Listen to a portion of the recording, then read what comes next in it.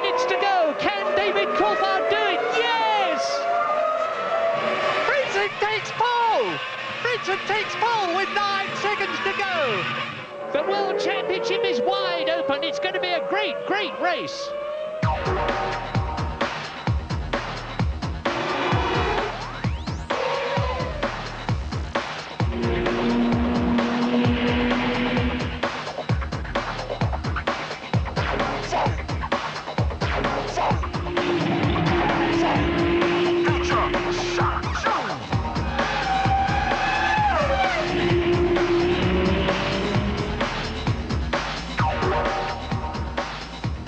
It's the last European race day of the century. We're at the legendary Nürburgring in the west of Germany. It's a four-way scramble for the world title. Hello there, good afternoon. The Formula One season is building towards a magnificent finale.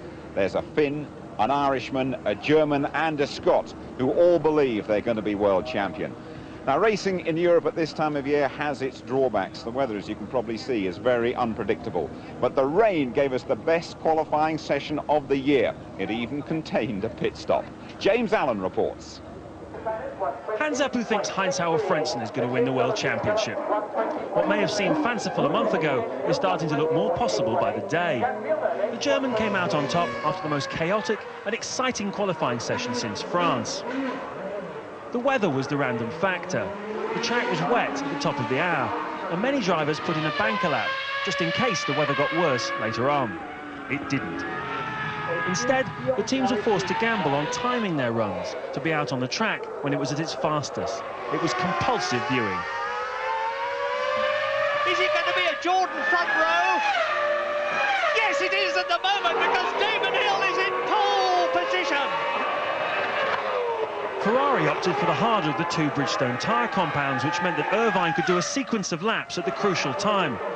The softer tyre was only good for one flying lap, so Heinz-Harald Frentzen had to do a dramatic pit stop for a new set of tyres. He was out at the right time because in the final 2 minutes, the pole changed hands 4 times, and there were some surprising winners and losers. Here is Ralf Schumacher. What are we going to see? If he takes provisional pole, it will be amazing. And it is! My goodness! But now, what about Mika Häkkinen? You're looking at him now. He goes up into pole position. And now Coulthard. It is a McLaren front row at the present moment. The clock is going to stop in 15 seconds' time, and Frentzen has just had... Frentzen takes pole! Frentzen takes pole with 9 seconds to go. From pole to 7th in the time it takes to say it, Formula One can be a cruel business. From a championship point of view, the biggest loser was Eddie Irvine, who failed to grasp the moment and left himself a mountain to climb today. In what has been a championship of mistakes and unlikely heroes, qualifying at the Nürburgring was another fascinating chapter, and this guy looks less and less like an underdog. I mean, it was a chaos practice, but it's unbelievable that I'm on top of it. Heinz decided to call the shots himself, so all credit to him. It wasn't the team today. It was he decided when he wanted to go and when he didn't want to go. Conditions are like here, like that, very often, and so it made life very difficult. I think we failed in the qualifying. It's very, very difficult in these conditions. It's more pressure on the drivers and the mechanics and the engineer and the whole team in conditions like this than at any other time. The second last lap I aborted was a 20.4. You know, which would have put me second row of the grid.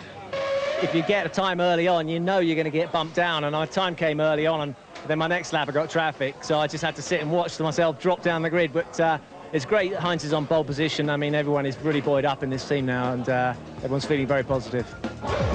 So here's how it all shakes out. Frentzen looking for his second win on the trot, but Coulthard is the wild card today. Häkkinen unsure what his teammates' intentions are, and Ralf Schumacher another star drive. Panis well up, and Fisichella looking strong. Damon Hill starts his last European Grand Prix today alongside his old pal Villeneuve. Irvine needs a big dollop of luck to get out of this one, and Trulli is the second Prost in the top 10. Wirtz and Salo on row 6, then Diniz and Herbert the best of the Stewarts. Rubens has the Blues in 15th with the Lacey 16th. Zonta and Zanardi trip off the tongue on row 9, and in the season-long dice for last place, the two Minardis once again eclipse the two Arrows.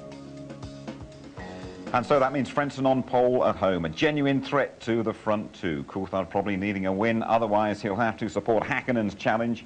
Qualifying a massive setback for Irvine. Watch though for Ralf Schumacher, he's had an impressive weekend so far. McLaren 6 points clear in the Constructors' Championship. Ferrari are flagging, but Jordan are flying. 19 points and 2 podiums in the last 3 races. Behind Williams, an intense scrap between Stewart and Benetton. Just to remind you, 2 to go after today. The Malaysia at humid Sepang, and then the Japanese at the end of next month. Latest race odds from the bookmakers Ladbrokes. Häkkinen odds on he was to start with, now 11 to 10 against. Coulthard 5 to 2. Frentzen 3 to 1 from 8s. Ralf Schumacher 12 to 1. Damon Hill 14s to win on his European finale, and Irvine out from 9 to 2 to 16s. Well, this is what it looks like now. It's chilly out there. 13 degrees. We've had a lot of rain, but it's dry at the moment. The truth is, though, nobody knows. We are all guessing. Welcome to the ITV studio. Definitely the place to be this afternoon. Tony Jardine with me as always. Hello, Tony. And a special guest as well, Jackie Stewart. Lovely for you to join us today, Jackie. Just give us your feelings about the run into the championship. Who do you fancy? Well, I think Häkkinen's got the best chance. He's with the most powerful team, probably the best organised team, most consistent team. David Coulthard with him on that team really is a big asset. But, you know, they've tried very hard this year to lose the World Championship. I've never seen a team work so hard. I think that Frentzen could do well here in front of his German crowd, but I think also that you might be surprised by Irvine. He was on the harder tyre, and that's what he chose, and that's why he's as far back as he is. So I think he could play a role in this if it stays dry for the whole race, and right now it doesn't look too good. That's the big question, of course. Thanks for the moment, Jackie. Well, of course, succeeding in sport at the highest level is a combination of many factors. The individual psychology comes into play, and producing under pressure, well, that's pretty high on the list as well. So we wonder, who is going to crack first? Here's James Allen.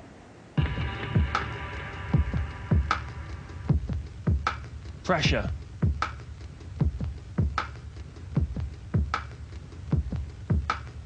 Sometimes it gets too much, especially in the final stages of a World Championship you should have wrapped up by now. Mika Häkkinen's tearful retirement from the Italian Grand Prix was uncannily similar to the way he reacted when he crashed within a lap of victory in a Formula 3 race in Macau 9 years ago. With so much at stake, failure brings the emotions to the surface, even in top sportsmen. They are highly motivated to succeed, and you can see the disappointment and frustration in very successful sportsmen. John McEnroe in tennis was a case in point. It mattered so much to him that if somebody gave him a bad call, it was almost the end of the world.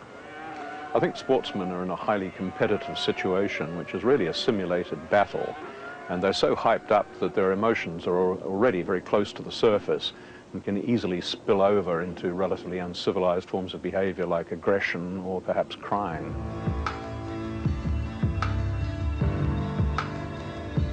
This is the pinnacle. This is you're close to the summit. You can see it, and some people might never make it, and some people do, and you know, you just don't know what's going to happen, and it's all closing down to with measurable time, like 3 weeks, 2 weeks, 24 hours, 5 hours, 1 hour.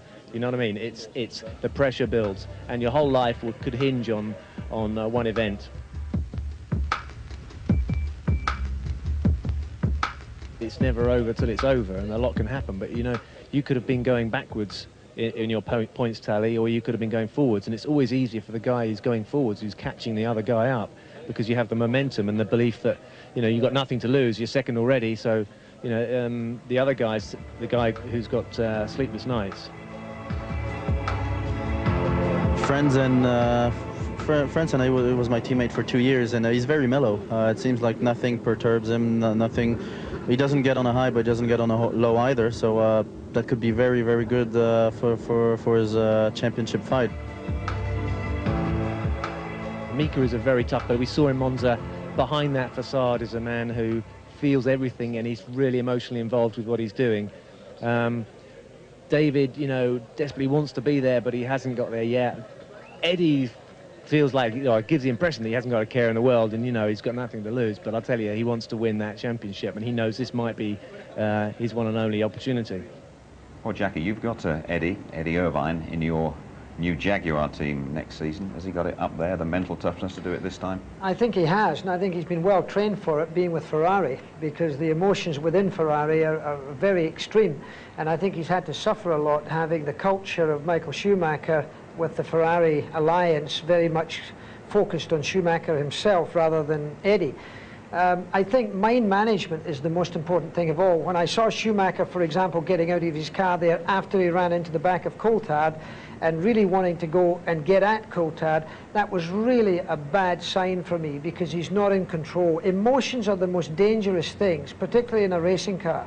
Well, talking about not being in control, perhaps people might think Mika Häkkinen wasn't in control of his emotions last time out. Well, I think you've got to get rid of the peaks and valleys as a driver. You can do other things on the sidelines, but you cannot while you're driving.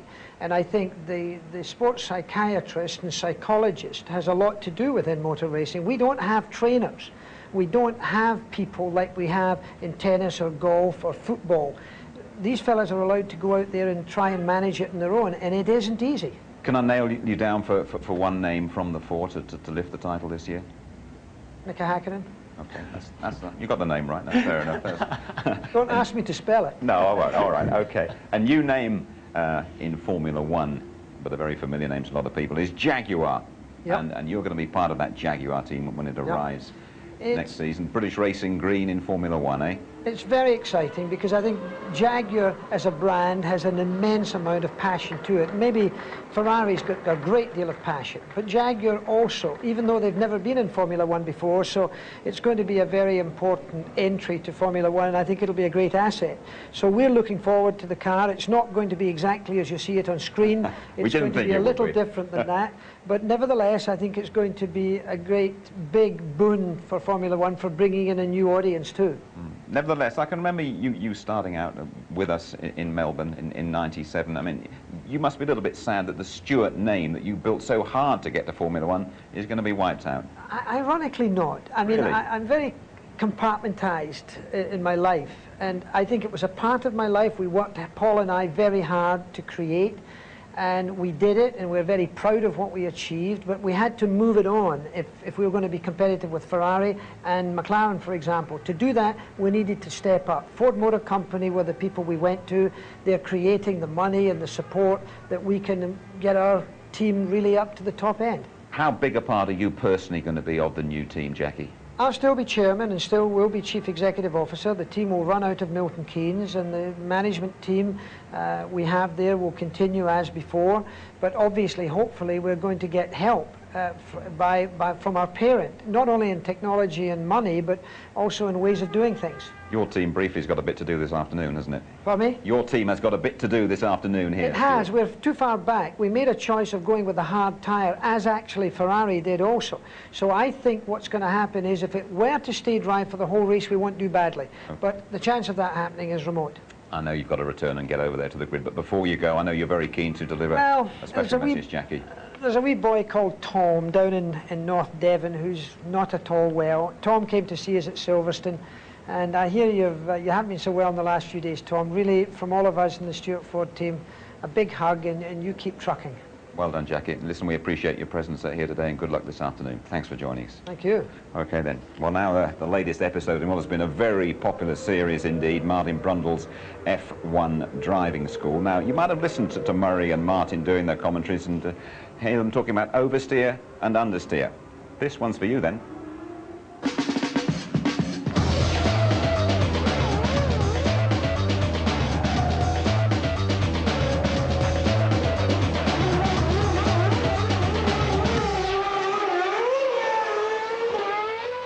Now, the balance of a Grand Prix car is absolutely critical. What does that mean? It means the front and the rear tyres sliding together in unison, so you're in balance. You'll hear Murray and I always banging on about understeer and oversteer. Let me explain that to you. Put yourself where I am in the racing car. You want to go around a right-hand corner, you turn the wheel, but the car won't go in enough. The front tyres begin to scrub across the road. It's not steering enough, it's understeering. You have to put more steering angle in. Bad news, you're scrubbing off speed, you're damaging the front tyres, and you have to wait a long time to get on the power. We've intentionally set this Jordan up to understeer, turning into Priory here. Look, I've got a lot of steering lug on. The car won't go where I want it to. and beginning to run wide again. That damages the front tyres, and you cannot carry speed through the corner. Over several laps, of course, the more you damage those tyres, the more it understeers. It's a snowball effect. Let's see what it means in race conditions. Fisichella turns in. He's got enough steering lock on now and has to crank another quarter of a turn on the steering wheel to get around the corner, pushing the tyre sideways down the road momentarily. There are two main ways to reduce understeer. Aerodynamically, lower the car a little bit to pick up downforce, or just simply add angle of attack to the front wing, generating more aerodynamic downforce. Track conditions can vary during the race. Watch the Jordan mechanics alter the front wing of Damon's car to change the balance accordingly. Alternatively, you can soften the front suspension to pick up mechanical grip, springs and shock absorbers especially. Anything to give the front tyres more grip, or you can do the opposite and give the rear tyres less grip. Changes are small, a few percent stiffer or softer on the suspension, a millimetre or two on the ride height. Then you have oversteer, which is on the exit of the corner normally, generated by throttle movement more often than not. Again, let me put you where I am behind the wheel. You're going through a right-hand corner, you get on the power too early, and though you're still turning right, you end up putting left-hand steering lock in. The car is turning from the back, it's oversteered through the corner, and you have to steer out and correct it. Now we've set the Jordan up to oversteer. That means the back end's going to be too lively. I've got to be careful on the throttle. If I get on the throttle too early, the back is going to slide. I have to correct immediately.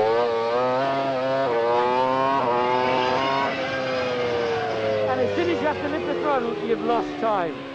Understeer and oversteer can occur on the way into a corner, through the apex and on the exit. Let's watch Pedro Diniz now turning into this left-hander and almost immediately having to put right-hand lock in.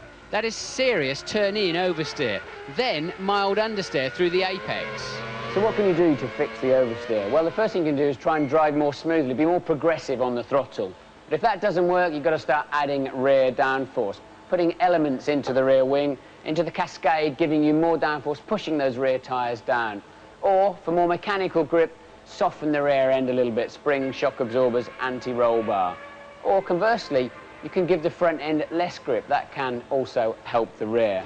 In any event, if you hit the sweet spot on the balance, you'll get a lot more confidence. You take more speed into the corners and your lap time starts tumbling. Let's enjoy a beautifully balanced car. Hakkinen, McLaren, Spa. Heavy braking into the bus stop, totally stable. Turns in crisply, over the curbs nicely. No wheel spin on the exit, no understeer, no oversteer. Direction change good. The car is perfect. Hakkinen is very happy. And Martin's grid walk coming up shortly. Well, we'll be hearing from him shortly. Heinz Harald Frentzen just emerging to have a little feel of the circuit here, and it's dry at the moment, as you can see. The last Formula One date in Europe this year, and when you rejoin us, we'll take you on a flying lap of the Nürburgring. Schumi's army is here in force, despite the fact their man Michael is missing and is increasingly unlikely to drive again this season. But some consolation now. Here's Martin on a flying lap with Michael Schumacher, last year's pole sitter. Sadly, Michael Schumacher is not racing this weekend, but we can still enjoy one of his laps from last year. Down the short pit straight here at the Nürburgring, up to 185 miles an hour, Schumacher gets rid of a tear-off. All you can see into the first corner are grandstands, but you must touch this point now at the Castrol chicane. Be super accurate, run up to the curb on the outside and accelerate to 170 miles an hour. Brake down to 115. It's like a fairground ride through this left-hander, feeding you into the forward curve. 75, stay inside initially, let the car run high, and now see just how easily he can upshift as the car builds speed downhill into the Dunlop hairpin. Brake desperately late, just 60 miles an hour, stay inside initially, let the car run high now, a little bit bumpy on the exit, and swing over to the right, ready for turn 6 and 7, 150 mile an hour chicane. A slight breather on the throttle for Michael. Over to the right-hand side again for the RTL curve. Lose 100 miles an hour as you come down 3 gears. Don't run too high. You've immediately got the bit curve. A right-hander, take 100 miles an hour through the apex. Use the curb on the outside to reduce the sliding and build speed once again. 175 miles an hour. This right-hand sweeper is very easy. Pick your braking point for the Vidal chicane. Now, come down the gears, just 60 miles an hour. Be accurate. beautifully done by Michael. No wheel spin on the exit, up to 140 miles an hour into Coca-Cola. Stay inside, 75. Now let the car run out. Over the curb, the grass street, even a little bit of grass. Across the grid hatchings, over the start-finish line, into a new lap. Well, in Michael Schumacher's absence, Heinz-Harald Frentzen is the prime German hope. Winner at Monza, the pole setter here. Frenzen's had a magnificent, almost faultless season. He's a man and a driver transformed. Louise Goodman caught up with him after qualifying. He's very much the man of the moment, and after that race win in Monza, Frenzen's in with a shout for the championship. But does he see himself as a contender? Being here at Nürburgring on pole position, I have to say we are looking damn good at the moment, but I don't want to look that far ahead. I mean, we're still sitting in the Jordan, and I have really difficulties to explain that situation, because just 5 minutes before the end of the qualifying, I haven't thought that we're going to be that good. What are your chances in the race? Well, I think we're trying to we can't gain anything at the race, so at the start, from where we are, and I do just try to have a good start tomorrow and just trying to keep the McLarens behind me. I believe they will push. They will push. At the beginning of the year, all the talk was the aim was to finish third in the Constructors' Championship. Have you now revised what your aims are for this season? Well, that's still our aim. We are not able probably to be second in the championship, and for us being third in the championship, that means another big step forward. We're going to have more prize money for developing the car, and that is very important for us to be in even better shape next year. But you weren't even talking about the Drivers' Championship. I mean, that's got to be in the equation now, hasn't it? Have you not shifted from constructors to drivers? Well, I mean, the Drivers' Championship is another story. I think we have still 3 races to go, and I don't want to think about it at the moment. We're trying to do from each race to each race a superb job, and that's it. I don't want to think more. It's been very noticeable to me walking around the circuit over this weekend. There are loads more yellow caps than you normally see at this race. Also, the crowd reaction this afternoon when you got the pole position, they went absolutely crazy. What's it like to be performing so well in front of your home crowd? I've only 2 words. Very nice. Are you aware of the response that you're getting? Well, actually, at that moment, I was still racing, so I was trying to do another lap when I didn't know I was on pole position by this time. So I only got informed when I came into the pits, and I saw some lightnings going on, but it was nice. Yeah. What about when you get out on the grid tomorrow? You looking forward to that? Yes, I mean, I'm going to have the best position, starting position this year, and it is nice to be on that position. He's on the grid now. Is that the world champion? Well, it could be. You never know. We said he was the dark horse coming down the rails on the blind side. But he's responded incredibly to Jordan's treatment, very, very well. But there was a huge ruck yesterday. He was shouting the odds there because he wanted to dictate when he went out. And Trevor Foss, the managing director, said, time to go out now, and he crackled over the radio. There's another one who doesn't know what he's talking about. He apologised afterwards. But what I want to see now is him really fighting out there today, not just settling for a place. And then he will be really complete. The last 10% of Heinz-Harald Frentzen, great driver. Okay, Tony, thank you very much. So what sort of strategy can we expect here today? 2 stopping the norm here at the Nürburgring. Ferrari, though, they need to make up ground. Are they going to try something just a little bit different? Here's James once again. Well, folks, for once, I can't tell you what lap the cars are going to stop on for one simple reason. I don't think the teams even know themselves at this point. If it was a dry race, it would be a no-brainer, a 2-stopper. You come in around about lap 24. But like this today, wet, dry, do you go with these wet tyres or possibly the dry tyres? What you don't want to have to do is make a scheduled stop and then have to come in again because the weather conditions have changed. So what you need to do is be flexible. Put about 90 kilos of fuel in at the start and play it by ear. You're going to watch it with us. It's going to be absolutely fascinating to see how the strategy unfolds. All I can really do today is give you some hunches.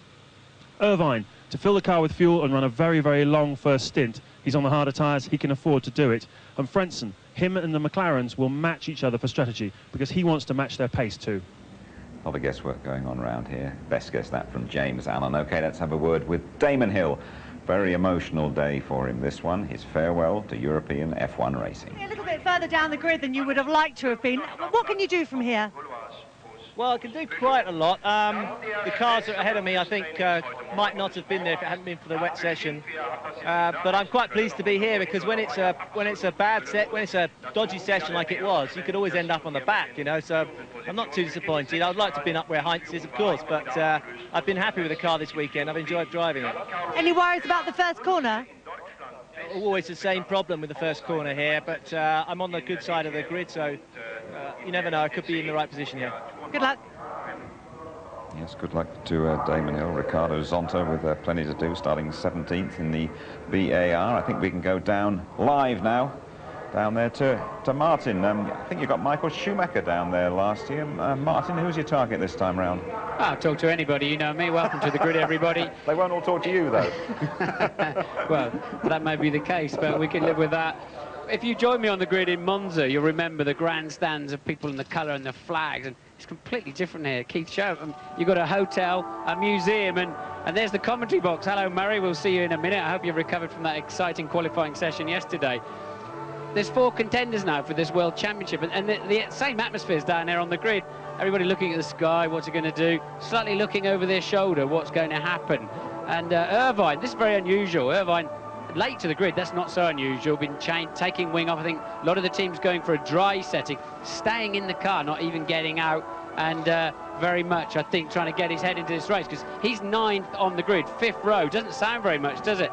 But I want to sort of wander along and try and give you an understanding of just how far behind that really means. I mean, we're going to walk through the people, but it's so difficult to overtake here. We saw in the Formula 3000 race yesterday a good example of faster cars just unable to get through the pack, and this is what Irvine's going to have to get through. A lot of good runners. Panis is a bit out of position in a way. He's up here in 5th place in the Prost and been going extremely well, completely out of a drive, of course, for next year, so contract time coming up. But Panis is in a surprise position, but Ralph going well. And then this is where Irvine's 3 competitors for the World Championship are, and he's just been progressively having a worse and worse time. Now, it's the 2 outside contenders, really, Coulthard and Frentzen, who are on the front row of the grid. Hakkinen, the world champion, easily the fastest car here in the dry, but he's only made it onto the 2nd row. Who's going to win this World Championship? Bernard, who's going to win the World Championship? The one with the most points, I'm sure. I don't know who it's going to be, though, at the moment. All right, thank you for that valid contribution. I knew you couldn't work it out. No, I couldn't. That's why I asked you. See you later. So, I think that just about sums it up, actually. Nobody really knows for sure, but curiously, we've got the 2 outside contenders, say, on the front row of the grid. Coulthard 12 points behind, and Frentzen 10 points behind. Frentzen on pole. In the Parc Fermé yesterday, he looked like absolutely nobody was more surprised than him than to be on pole. Pulled a few ace manoeuvres. I'm not sure he's going to talk to me, to be honest, but I'm going to try. Harry Hines, any chance of a quick talk? Well, yes, go ahead, please. Thank you very much. So, you looked a bit surprised with pole position yesterday. Was it just the conditions or what? Well, all sort of surprises were yesterday, because we didn't have a lot of running yesterday. We had an engine change between 1st and 2nd practice, so I didn't go out in the 2nd practice. And on Friday we did have a gearbox change and stopped the whole 1st session. So we don't actually have so much running time on this track. Yeah, but you know it well, obviously, one of your local tracks. Can you win this race? Can you win this championship? Well, we will see after that race. I mean, that race is very important. I think we have a strong car here for this race. My predictions were a little bit like that I was saying that the McLarens are going to be very, very strong. I still believe they are very, very strong, and they didn't have shown their potential yet. And I have to say that it's going to be a very tough race for me. Yeah, OK, you're on the front row, of course. You've got the outside line into the 1st corner. You've got your nose ahead already. Can you beat them in a straight fight? Hang on, Mick, we're just finding out if he can beat you in a straight fight. Can he beat you in a straight fight? Well, Heinz just told me he's in a 1 stop, so it's all right. 1 stop. Oh, that's all right. How many stops are you making then, Mika? OK, mate, thanks. So, can you beat these guys in a straight fight? Well, we have to see. I mean, the fight will be the strategy, the right strategy. I knew that McLaren was going was running very late in last year and beat the Ferrari. I don't know if they're going to do that this time, but strategy is very important in that game here. Okay, thank you, and back to you in the studio. And thanks to you, Martin. So there we are. It's lovely at the moment. Showers are forecast. The first corner here at the Nürburgring, notoriously tricky. The European Grand Prix is almost ready to roll.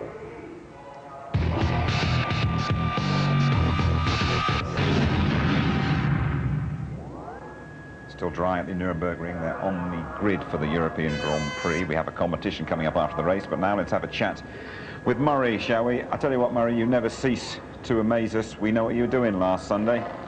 The Goodwood Revival meeting, and there you are wearing number 22. What's all this about then? Oh, Jim, I never knew you cared. This is fantastic. Me on a Manx Norton, and look, with Barry Sheen, Gerhard Berger, Sammy Miller, John Surtees on the MV4. I was achieving my ambition, pathetically slow. I'm wobbling along a bit there. You're going all right, don't worry about that. I mean, Goodwood is one of the high points of the year. Look, I never ever thought I'd see that. This is the first time I've seen this. We like to do these little things to get you sharp for the race. I feel about 10 feet tall. There's Damon Hill there, number 1. There he is, there's the man. And you took part in it and you chatted about it as well, Murray, didn't you? Yeah, I did, Jim, and it was a wonderful, wonderful weekend. It always is. If you haven't been there, you must go. I will definitely come there next year, Murray. Now listen, the European Grand Prix is just around the corner. Murray Walker and Martin Brundle, you both have a great race. Enjoy it, won't you?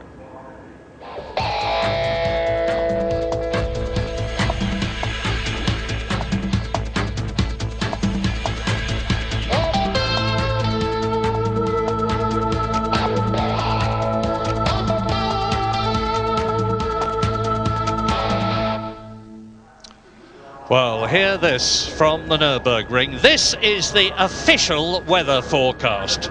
Mist, fog, showers, thunderstorms, sunny spells. In other words, they're covering their options, and it's not surprising because the Eiffel Mountains can and will throw anything at you at any time. As you can see there, it is bright and sunny at the moment. Incidentally, we learned from Martin there, never ever try to best Bernie Ecclestone. Who's going to win the World Championship? The one with the most points. Yeah. So, who is that going to be? Well, Frentzen is very much the dark horse in pole position, 10 points behind Eddie Irvine and Mika Hakkinen tying for the lead, and David Coulthard is just 12 points. Any behind, any one of the four could win it. And the situation now is that Heinz-Harald Frentzen, as you know, is sitting there on the grid. One of his rivals, David Coulthard, is alongside him, slightly further back. The main rival, Mika Hakkinen, is behind him, and Eddie Irvine is playing a long shot. He's starting 9th on the grid after a pretty sad qualifying period. He's opted for the harder tyre compound, as has his teammate Mika Salo, who is starting from 12th on the grid, and the two Stewart cars. Everybody else is on a much softer compound tyre. Now the result is that we might have one-stop strategies. We'd expect them round about lap 33 in this 67-lap race. We might have two-stop strategies round about, give or take a few laps, laps 24 and 42. But as ever, the start is going to be vitally important. This Grand Prix circuit is no easier to pass on than most of the rest of them. They are all very difficult because the cars have got virtually identical performance and the drivers are the best drivers in the world. And the higher up the grid you get, the better they are, and therefore it is even more difficult to pass. What's your guess? I think Irvine may have made a very smart move as the way the weather's turned out with the harder tyres. We'll see. I know the softer tyres, they tend to go away quite quickly. They were using them yesterday. I mean, Frentzen's pole position really is courtesy of them doing a racing stop at the end of, just near the end of qualifying, putting on a fresh set of tyres. But they're going away quite quickly, and although then, as they lose their grooves, as they effectively lose their tread, if you like, they start to get faster again, more rubber on the road. Irvine's so far back, though, can he actually make anything of that? That's going to be his problem. He's got some good cars in front of him. I have to think that the McLarens could have more sheer pace. than Frentzen and be putting him under an awful lot of pressure. And there's no doubt about it, Hakkinen is the fastest man around here this weekend on a bone-dry track. Yeah, fastest on both sessions on Friday, both sessions yesterday, except the one that matters, of course, the qualifying session. He was fastest in the 2 morning sessions. And the Bridgestone people, actually, just before I came into the box, said, if you're talking to Eddie Irvine, you might ask him why he's on the harder compound, because it's baffling us. They said logic and common sense indicates that he should be on the softer compound. So maybe Eddie Irvine knows something that we don't know. Maybe he's just gambling, taking into account the fact he's 9th on the grid. But whilst I say that it's difficult to pass in Grand Prix racing, it's more than possible. Remember, we've seen Nigel Mansell in a Ferrari starting from, what was it, 12th on the grid in Hungary and winning the race. We've seen Michael Schumacher starting from 16th in Belgium and winning the race.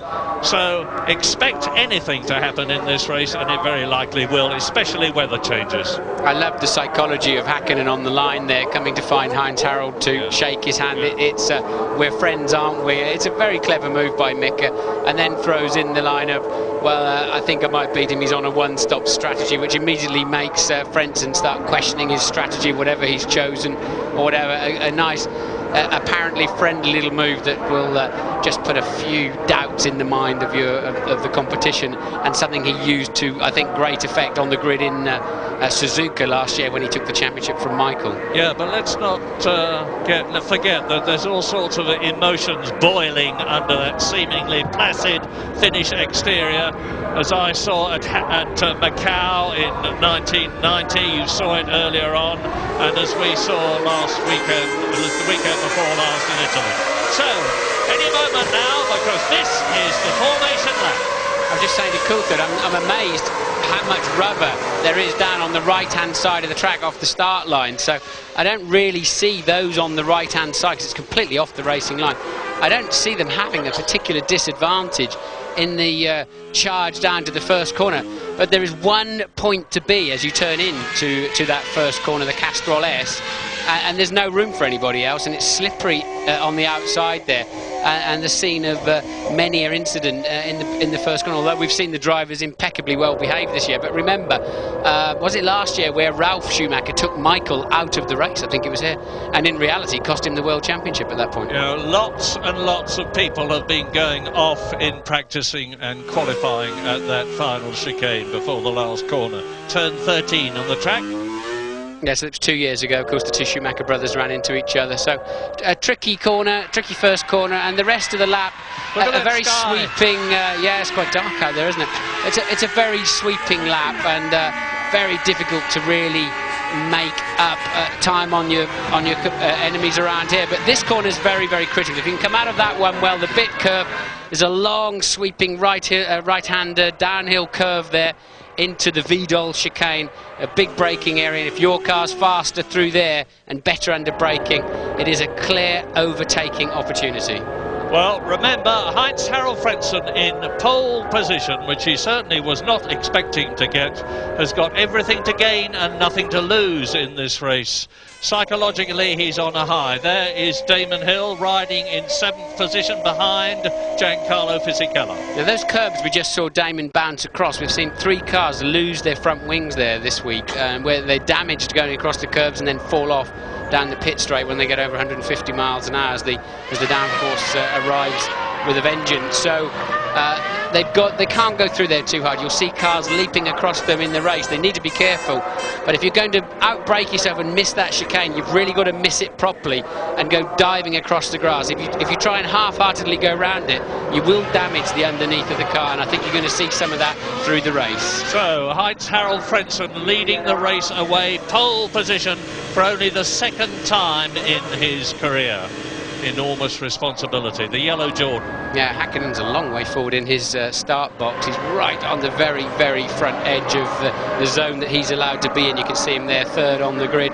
They've been on the grid now well over half a minute already, and that's a long time to be sitting there in neutral, just ticking. Lights on, 1, 2, set 2, 3, 4, 5. Out, and the lights are still on, and Frentzen has jumped the start. Häkkinen has jumped the start. Now, they were on for a fantastically long time. There is a mandatory period when those lights must go out. And my view, they did not do so. I've never seen this before. Frentzen got away very quickly. Häkkinen is alongside him. Are they both going to be penalised? Well, it was like, there's the orange lights on, look, it's like a hair trigger start in a 100-metre race. Frentzen moved, Coulthard moved, Häkkinen went for it, and the rest of the grid is absolutely stationary. So, but the lights were on an amazingly long amount of time. No doubt about it. I don't know whether the switch stuck. Charlie Whiting is the man who starts the race director, an enormously experienced chap. But that's an automated process. Once he started the sequence of the lights coming on, the rest of it is fully automatic. Well, automatic or not, let's have a look and see what happens. You see, Panis gets away too behind Häkkinen, and Schumacher gets away. David Coulthard was the only bloke who didn't move in the first 6. No, Coulthard did move forwards, and Ralph managed not to run into the back of him, which was well done. And there was a Sauber further down the field charging through the middle. I would imagine that was probably a Lacey. The restart will be at 9 minutes. 9 minutes past 2 o'clock our time. That's 1 o'clock UK time, and different other times all around the world where you're watching us. Now, will there be any kind of jump start penalties in there? We're going to take a quick break while they're sorting that out.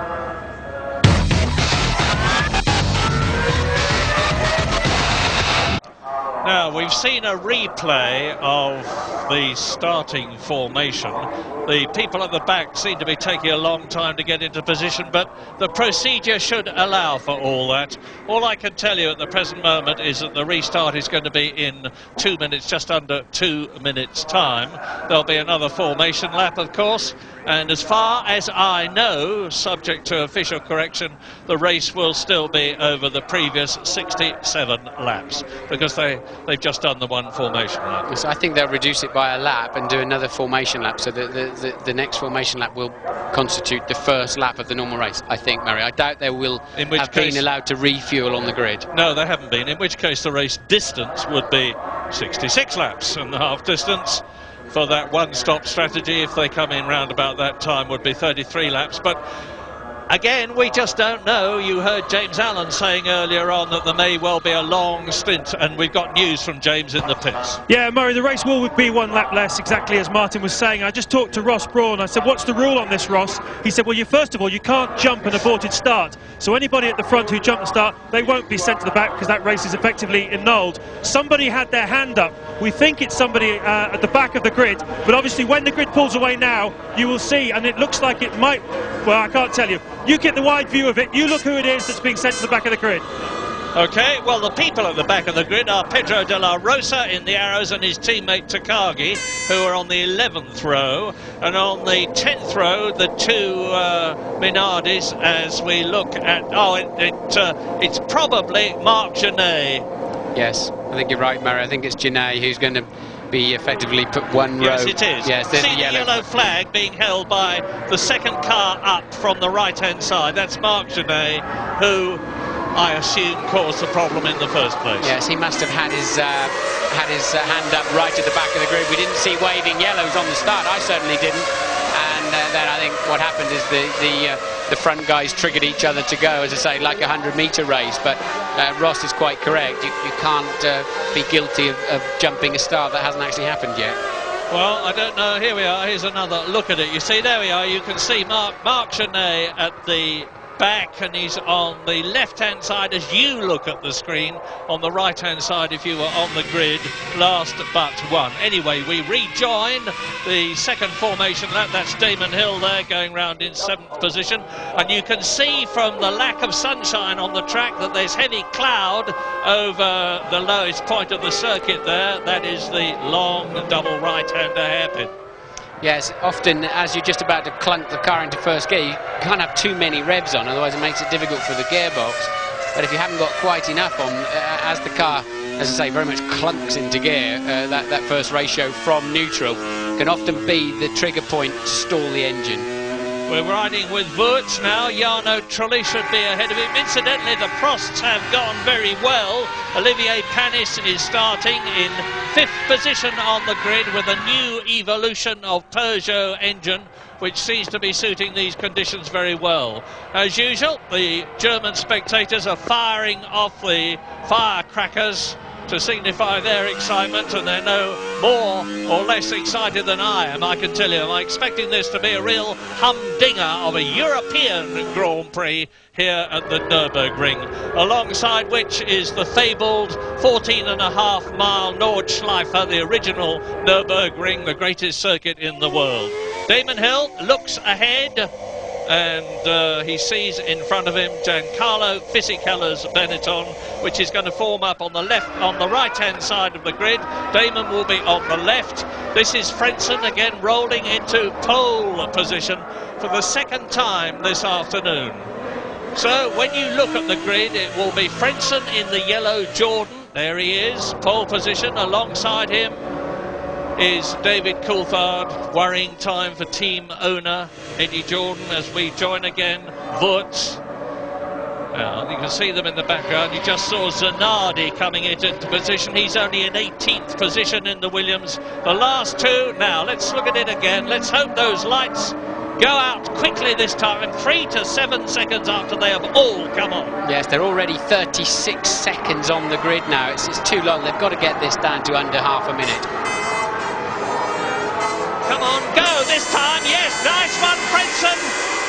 David Coulthard has got hit.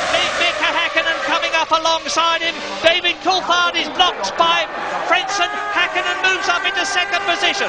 So he's already taken his teammate, David Coulthard, whose job now will be not only to... Oh, somebody's over. Bang! That's a Benetton in the background. Sauber, I think, Murray. Sauber upside down. Yeah, Sauber upside down. Benetton behind it. And oh dear, the driver should be all right. You can see him moving inside the car. Now, it's probably Jean Alesi at the back of the grid because he was behind his teammate, Pedro Diniz. Now he's strapped into the car. He will be literally hanging from his seatbelt. Red flag, of course. I can't really see they could cover this under the safety car. Well, there is Wurtz running in. That was the Benetton. And they turn the Sauber over. The left rear wheel is off, and of course now... Yeah, they have used the safety car. Surprising for me anyway. I thought they'd red flag this one with so many marshals around, but of course the cars will come through here at a dramatically reduced pace. So waved yellows, there'll be little whiteboards saying SC safety car to tell the drivers to expect to trip over a Mercedes-Benz with a lot of fairground lights on the top any time soon. So they're not going to red flag this again. They're going to just go around slowly. Häkkinen did get a good start up into 2nd place, passing Coulthard, and the rest of them are pretty much in line. Who is it? The medical team. Around the car. I'm still not positive that it is Jean Alesi. I don't think it is Alesi. It's Diniz. I believe it's Diniz. Alesi's up in 10th place, so it's Pedro Diniz. Yeah, he is. He's Wurtz and Damon Hill apparently stopped on that lap. So that's Hill, Wurtz and Diniz. As you watch the safety car coming around, we're on the 2nd lap now, and that was a particularly hard call for Heinz-Harald Frentzen, who got away extremely well. Häkkinen up into 2nd place. David Coulthard down to 3rd. Ralf Schumacher, who started 4th, is still 4th, and the medicos are still attending to Pedro Diniz inside the Sauber. Yes, well, either the roll bars failed, which I'd be very surprised, or it just dug into the soft ground, I think, and gave the impression that Diniz's head was against the ground. But we did see him moving around inside, trying to get out. Fortunately, both Stewarts away very slow. Now let's see the action. Look, Diniz going around the outside. Oh, look, the two Ferraris got together. Look, two Ferraris got together. Benetton goes across and clips the back of Diniz as he's minding his own business, going around the outside. Wurtz hit Damon Hill, who was going very, very slowly there, and as a result of that, Diniz goes off and turns upside down. Well, I think they've done exactly the right thing in bringing the safety car out, because the Sauber looked well away from the scene of the action on the tarmac. There it is. Yeah, that's a nasty accident, actually, because the rollover hoop really did dig into the soft ground. There's been a lot of rain here, and hopefully there's no neck damage there. And he's going to go across, look, from round, and now he clips. He tries to go round a slowing Damon Hill, and just clips. It's so unusual to see a Formula 1 car fly that easily. And must have just caught it in the wrong place and sent the thing skyward, Murray. I think, Martin, and obviously I don't know, that the problem was initiated by some problem with Damon Hill. Jordan, because he was going extraordinarily slowly, as a result of which Wurz came up behind him, moved to the right, which may have pushed Diniz offline. I'm hypothesising, I don't know. But meantime, the runners are now on lap 3 out of 66, not 67, with Frentzen, Hakkinen, Coulthard, Schumacher, Fisichella in 5th position, and he has got Olivier Panis behind him. And that scene of the accident is turn 8, the left-hander, and it is very close to the action. I was wrong. It's right on the racing, and there's a stretcher being readied on the left of the Sauber. I think it's surely it's turn 2, isn't it, Mary? It's turn 1 and 2 where it was all going on. I think it's. I apologise, Martin. Yeah. There's Pedro. I think a lot of this is precautionary. He's sort of putting his thumbs up. Look, I think a lot of that. They've got the new seat system where they can lift the driver out complete with his seat. They're using that, and I'm hoping and expecting that a lot of that is precautionary. Now look, I think the rollover bar has failed. Look, that's why the car looked. That's so unusual for that to happen. Very heartening to see Pedro conscious, lifting his thumb up to see. He knew he would be on television, I'm sure. Here it is again. Now you see there's Zanardi in the background. That is Wurz. There is the Sauber completely overturned with Pedro Diniz hanging in the seatbelts from his shoulders and his waist. This could be a more telling angle, look, Murray. I think we're going to see Diniz pop out. The two Ferraris get together, look. Diniz is trying to go around the outside, and suddenly the Benetton spears across, look, just catches him in the left rear. And of course there's a lot of side energy going. Yeah, the rollover hoop's gone. So if he's not got a damaged neck, then he's a lucky bunny. Yeah, well, talking about the two Ferraris, Eddie Irvine has moved up a couple of places as a result of that. Not that he would have wanted to have gained them for that reason, but he's now up from 9th on the grid to 7th in the race. We're on lap 4 of the race now, because the race is still on. Behind the safety car, it still counts as some of the gravel which has been pushed onto the tarmac is brushed away. Now the major problem now for them is to get rid of that Sauber, which is just off the racing line, and you see they've got the crane truck there. It won't take very long to get it away. There's the safety car. Here is Frentzen, Hakkinen, Coulthard, and away goes the remains, and sadly it is the remains of the Sauber, which is looking almost as mangled as the Benetton at Monza, which the Tifosi souvenir hunters were after. We're going for a break, but we'll be back hopefully as the race starts.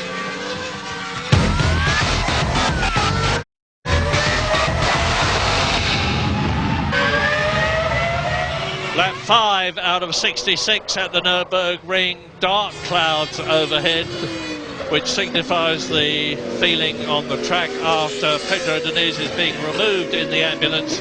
His broken Sauber. That's Damon Hill, who is very much out of the race, as are Alex Wurz and Pedro Diniz. Yes, I'm looking forward to seeing another replay, not because I want to see that crash again. That was particularly scary for any driver, because we rely heavily on that rollover hoop that's part of the monocoque structure of the car, and it saved a lot of our lives over the years, and that one fell apart quite badly, although it did have a lot of energy put into it as from a lateral energy as the car was rolling down the racetrack.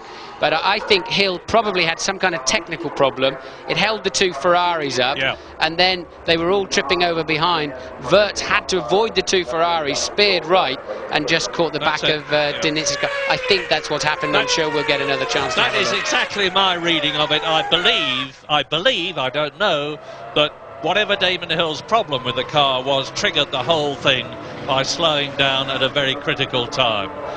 Anyway, we'll find out later. It's of academic interest, unfortunately, now, as you see the 19 competitors who are left, and we wait for the lights on the roof of the safety car to go out which indicate that it's going to be pulling off at the conclusion of the lap that it is on, and the lights are flashing at the present moment.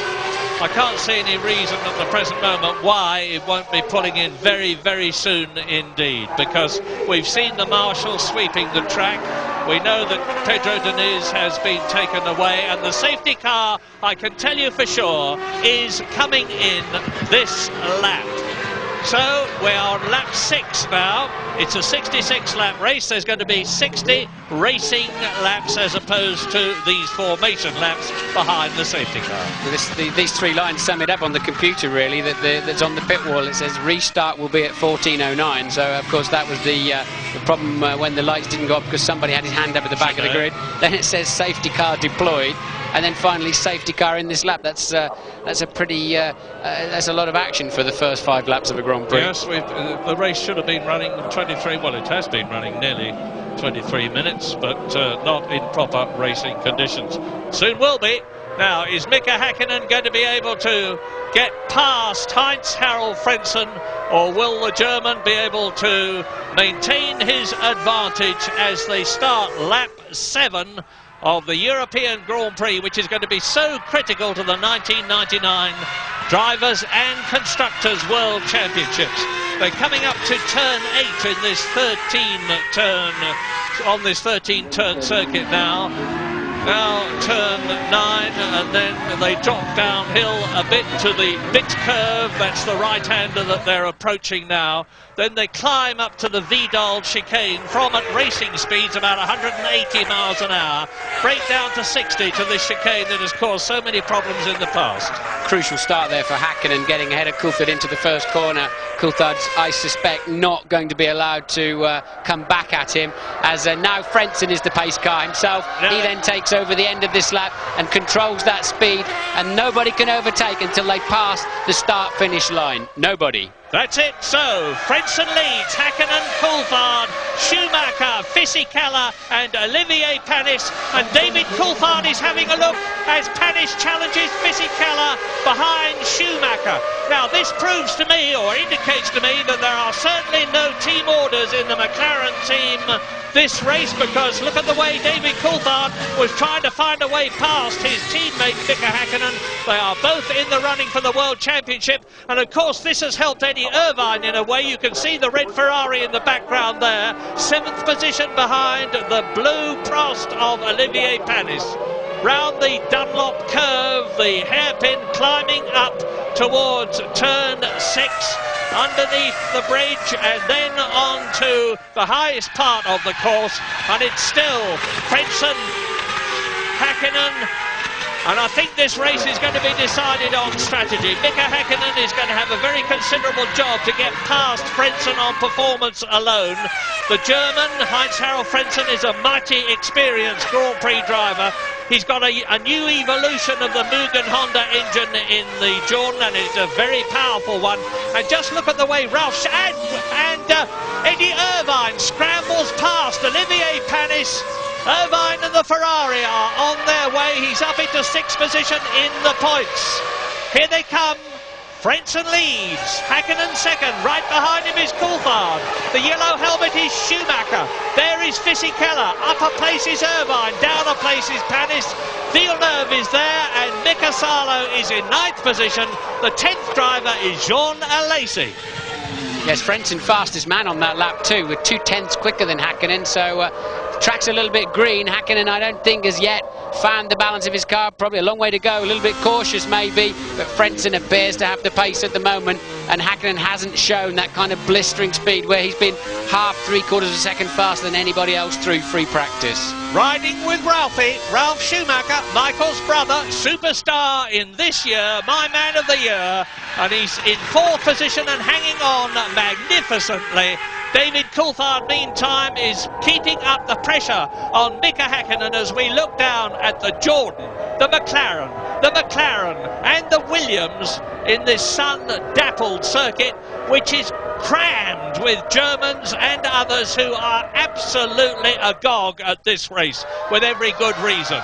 Now, at the end of the previous lap, Heinz-Harald Frentzen that you're looking at, led by 7/10 of a second, but David Coulthard is the danger man for the two front people at the present moment, because he is certainly not, he's keeping up the, as Häkkinen has a look.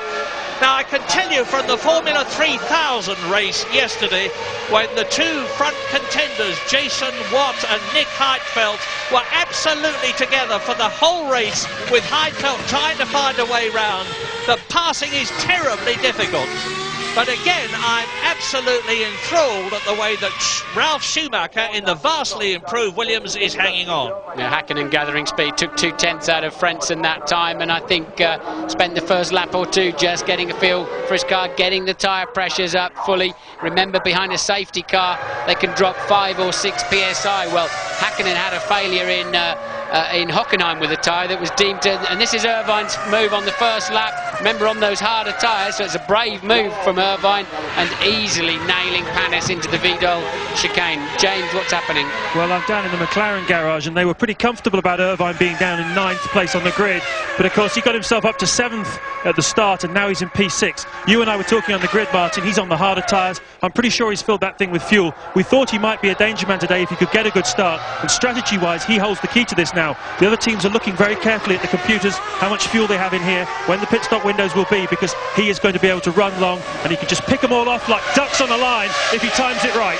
Well, just remember what Jackie Stewart said in the studio. The Stewart team are on the hard compound Bridgestones, as is the Ferrari of Eddie Irvine and Mika Salo. And Jackie Stewart said, if the race stays dry, we're in good shape, which means that the Ferraris could be in good shape. Now, the others, the Jordans, the Jordan, the Williams and the two McLarens are on the... And here is Eddie Irvine having a go at Fisichella for 5th position. Yeah, Irvine's going to pass Fisichella quite quickly, I think, and then cruise up to the leading 4, because there's not a lot in the leading 4. Fastest man on the track last time around was Ralf Schumacher. Half a second quicker than anybody else. You won't get around there, Eddie. No, he won't. You're absolutely right. But he's certainly trying. Eddie Irvine knows that he may have an advantage, but he must not let the first 4 get away from him. He's 6 seconds behind the race leader at the present moment. Now, Eddie's got to stay calm here and just keep a good distance behind Fisichella and take good apex speed through this corner now. In fact, it didn't work too well for him, because that's where he's strong. If he can get in the slipstream, we know he took wing off before the start of the race. Look, he's got more straight line speed. Can he have a stab into the braking, up into Vidal? A little bit, he's a long way behind. No, he can't quite make it this time. He's got to be closer coming out of the pit curve. No, Heidfeld and Watt in the 3000 race went through that chicane side by side yesterday, but Watt held his line. Heidfeld had to back off, and if the man in front just holds his line as Fisichella does, he will get through first. Well, Fisichella pretty bent out of shape that Ferrari won't take an Italian driver. And remember, Irvine and Fisichella have tripped over each other on several occasions, not least Barcelona. Yeah, I remember that gigantic shouting match that Fisichella had with Irvine. Irvine didn't shout back. He just very calmly walked off the track and ignored the Italian. But Fisichella will not be looking to move over. Here is the race leader, Heinz-Harald Frentzen, and Ralf Schumacher in 4th place is only 1.6 seconds behind as Eddie Irvine gets ready for another go at Fisichella. Irvine's so much stronger on the brakes than Fisichella. He's going to nail him somewhere. I don't know when exactly. It must be within the next 2 or 3 laps, because then otherwise Irvine is now some 8 seconds off the lead. He's dropping back all the time. You see, he's lost 2 seconds since I talked about it last. Fisichella, obviously, he's not going to yield track position. Eddie Irvine has got to fight his way past, and my goodness, he's trying. Behind him in 7th place is Panis. Villeneuve is in 8th position. Salo in the 2nd Ferrari has improved 3 places. Now watch Irvine close in the slipstream. It's just ever so gently, but he's still not going to be near enough. He's not quick enough through the one critical corner on the track, and Fisichella, they're taking a bad line through the chicane, having a slow exit. There's not a long enough straight there for Irvine to do anything about it. Lap 11 in Germany, and here's Mika Häkkinen having a look at Frentzen with David Coulthard behind him in 3rd position, and the magnificent Ralf Schumacher still hanging on as we look at Jean Alesi in the Sauber. So that'd be Zanardi at the back, Murray. He was last, remember, he went across the grass before the safety car came out, and Zanardi may have stalled the engine, moves forward slightly, in which case safety car? It could well be the safety car there. That's a difficult place to get a car out of the way from, although everybody else is around the other side of the circuit at the moment. But looks like Zanardi tripped over the back markers as he tried to make his way back up to his rightful position. So Mugen Honda powered Jordan leads the Mercedes-Benz powered two McLarens with the Supertech, basically Renault engined Williams of Ralf Schumacher still in there in fourth position. Two Germans, first and fourth. Now I can see Marshall's out of the window here. I can see Marshall's on the racetrack in the last corner, Murray. So there we can see it now. Yeah. Look, what are they going to do with that? They can wave double yellows, but look, it's stuck in gear, and we're going to see the engine now. He's trying to take a pair of them at the time. Look, and Zonta. He actually managed to hit both of them. Yeah, that was Zonta that he was involved with, and Takagi, who so very often gets involved with racing accidents in the arrows, and somehow or other they've got the car clear. Well done. Well, they've done it under wave yellows, so let's hope they get away with that one. Oh, now there's a truck on the track. Marvellous. Now, what's this done to Eddie Irvine? The gap has come down a bit. He's 8.5 seconds behind the race leader. Here he is right behind Fisichella in the blue Benetton, who is in fifth position. So, Ferrari, sixth place. Benetton, fifth position. Panis in the blue. Prost is there. Then it's Villeneuve. Then it is Salo. As in walks Zanardi. And this is the 9th non-finish for the Italian driver. And this is the 14th race since he came back to Formula One at the beginning of this year. And Fisichella still staves off Eddie Irvine. Came down in the lift this morning with Zanardi and said good morning. He said not really, is it? And he's proven to be right for his race anyway. Yeah, I know. He's had a terrible season. Look at that cloud. Just look at that cloud. We could still get rain absolutely transforming this race, and if it does, this man that we're riding with now, Ralf Schumacher, I predict is going to be in a very strong position because he was absolutely mustard in the wet earlier on Friday. Hanging on brilliantly, isn't it? I mean, they've got absolutely nothing on him at all. He is a young superstar, is Ralf Schumacher. This is his 47th Grand Prix, and as I've said before several times this season, he's doing his brother proud. Michael Schumacher, incidentally, is not making the rapid progress he hoped for with his leg. Irvine's got to run at Fisichella, and Fisichella's got to go down the right-hand side. Can Irvine make it around the outside? No. Fisichella defending his line well. Now he's on racing line on the exit, so obviously had some kind of problem in the last corner. I think it's only a matter of time before Irvine can pass him. Yeah, but now Eddie Irvine is 8.5 seconds again behind. Look at the way that Olivier Panis is holding on. You're looking at the 5th, 6th and 7th men now as Eddie Irvine once again swarms up to the gearbox of the Benetton. Now this is interesting. Irvine was the fastest man on the track last lap around, despite having to try to pass that Benetton. So clearly the harder tyres he's on is not holding him up at all, and I think he could get some benefits from that later on. Yes, just let's recap on this tyre situation. The Ferraris are on the harder compound, as are the Stewarts. Incidentally, Barrichello is in 10th position. Johnny Herbert is in 12th place. While you watch this scrap, very quickly here are the top 10. Heinz, Frentzen, Hakkinen, Coulthard is 3rd. Schumacher is 4th. Fisichella is 5th. Irvine there is in 6th position, ahead of Olivier Panis, Jacques Villeneuve, Mika Salo and Rubens Barrichello. And James Allen's got news for us from the pits. Yeah, Murray, don't forget the key to these hard tyres, or rather the soft tyres, is that they go off the 2nd to about the 10th lap. So it's really important for Fisichella to keep Irvine behind him. And Irvine knows that Fisichella's tyres are going to start coming back again. These super soft tyres, they come back to life, the performance comes back. But Irvine has got to get past Fisichella now. If he doesn't, he knows he's stuffed. Yeah, the problem he's got, James, is the one corner where he needs to be faster than Fisichella. He's actually slower. That right-hander before they head downhill into the braking zone of Vidal, he just can't get close enough there to make it stick, because his car's clearly faster.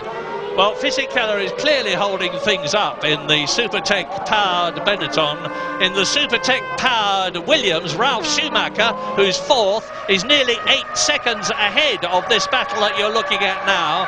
The gap between the 1st and 4th is still only 1.6 seconds. Jean Alesi down in the field in 14th position is starting to make a challenge on Ricardo Zonta ahead of him. And in the 11th to 15th places as we ride with Schumacher now, and coming up behind David Coulthard's McLaren. I still can't get over this, the way Schumacher in the Williams Supertech is hanging on to these three superstars with their super powerful engines. I think the McLaren boys have sort of fallen into the pace of Frentzen somewhere. I can't help but thinking Häkkinen could and should be faster. Maybe the dirty air is destabilising his car. When you've got such big wings that they run here, it makes quite a hole. It works the air very hard as the car goes through.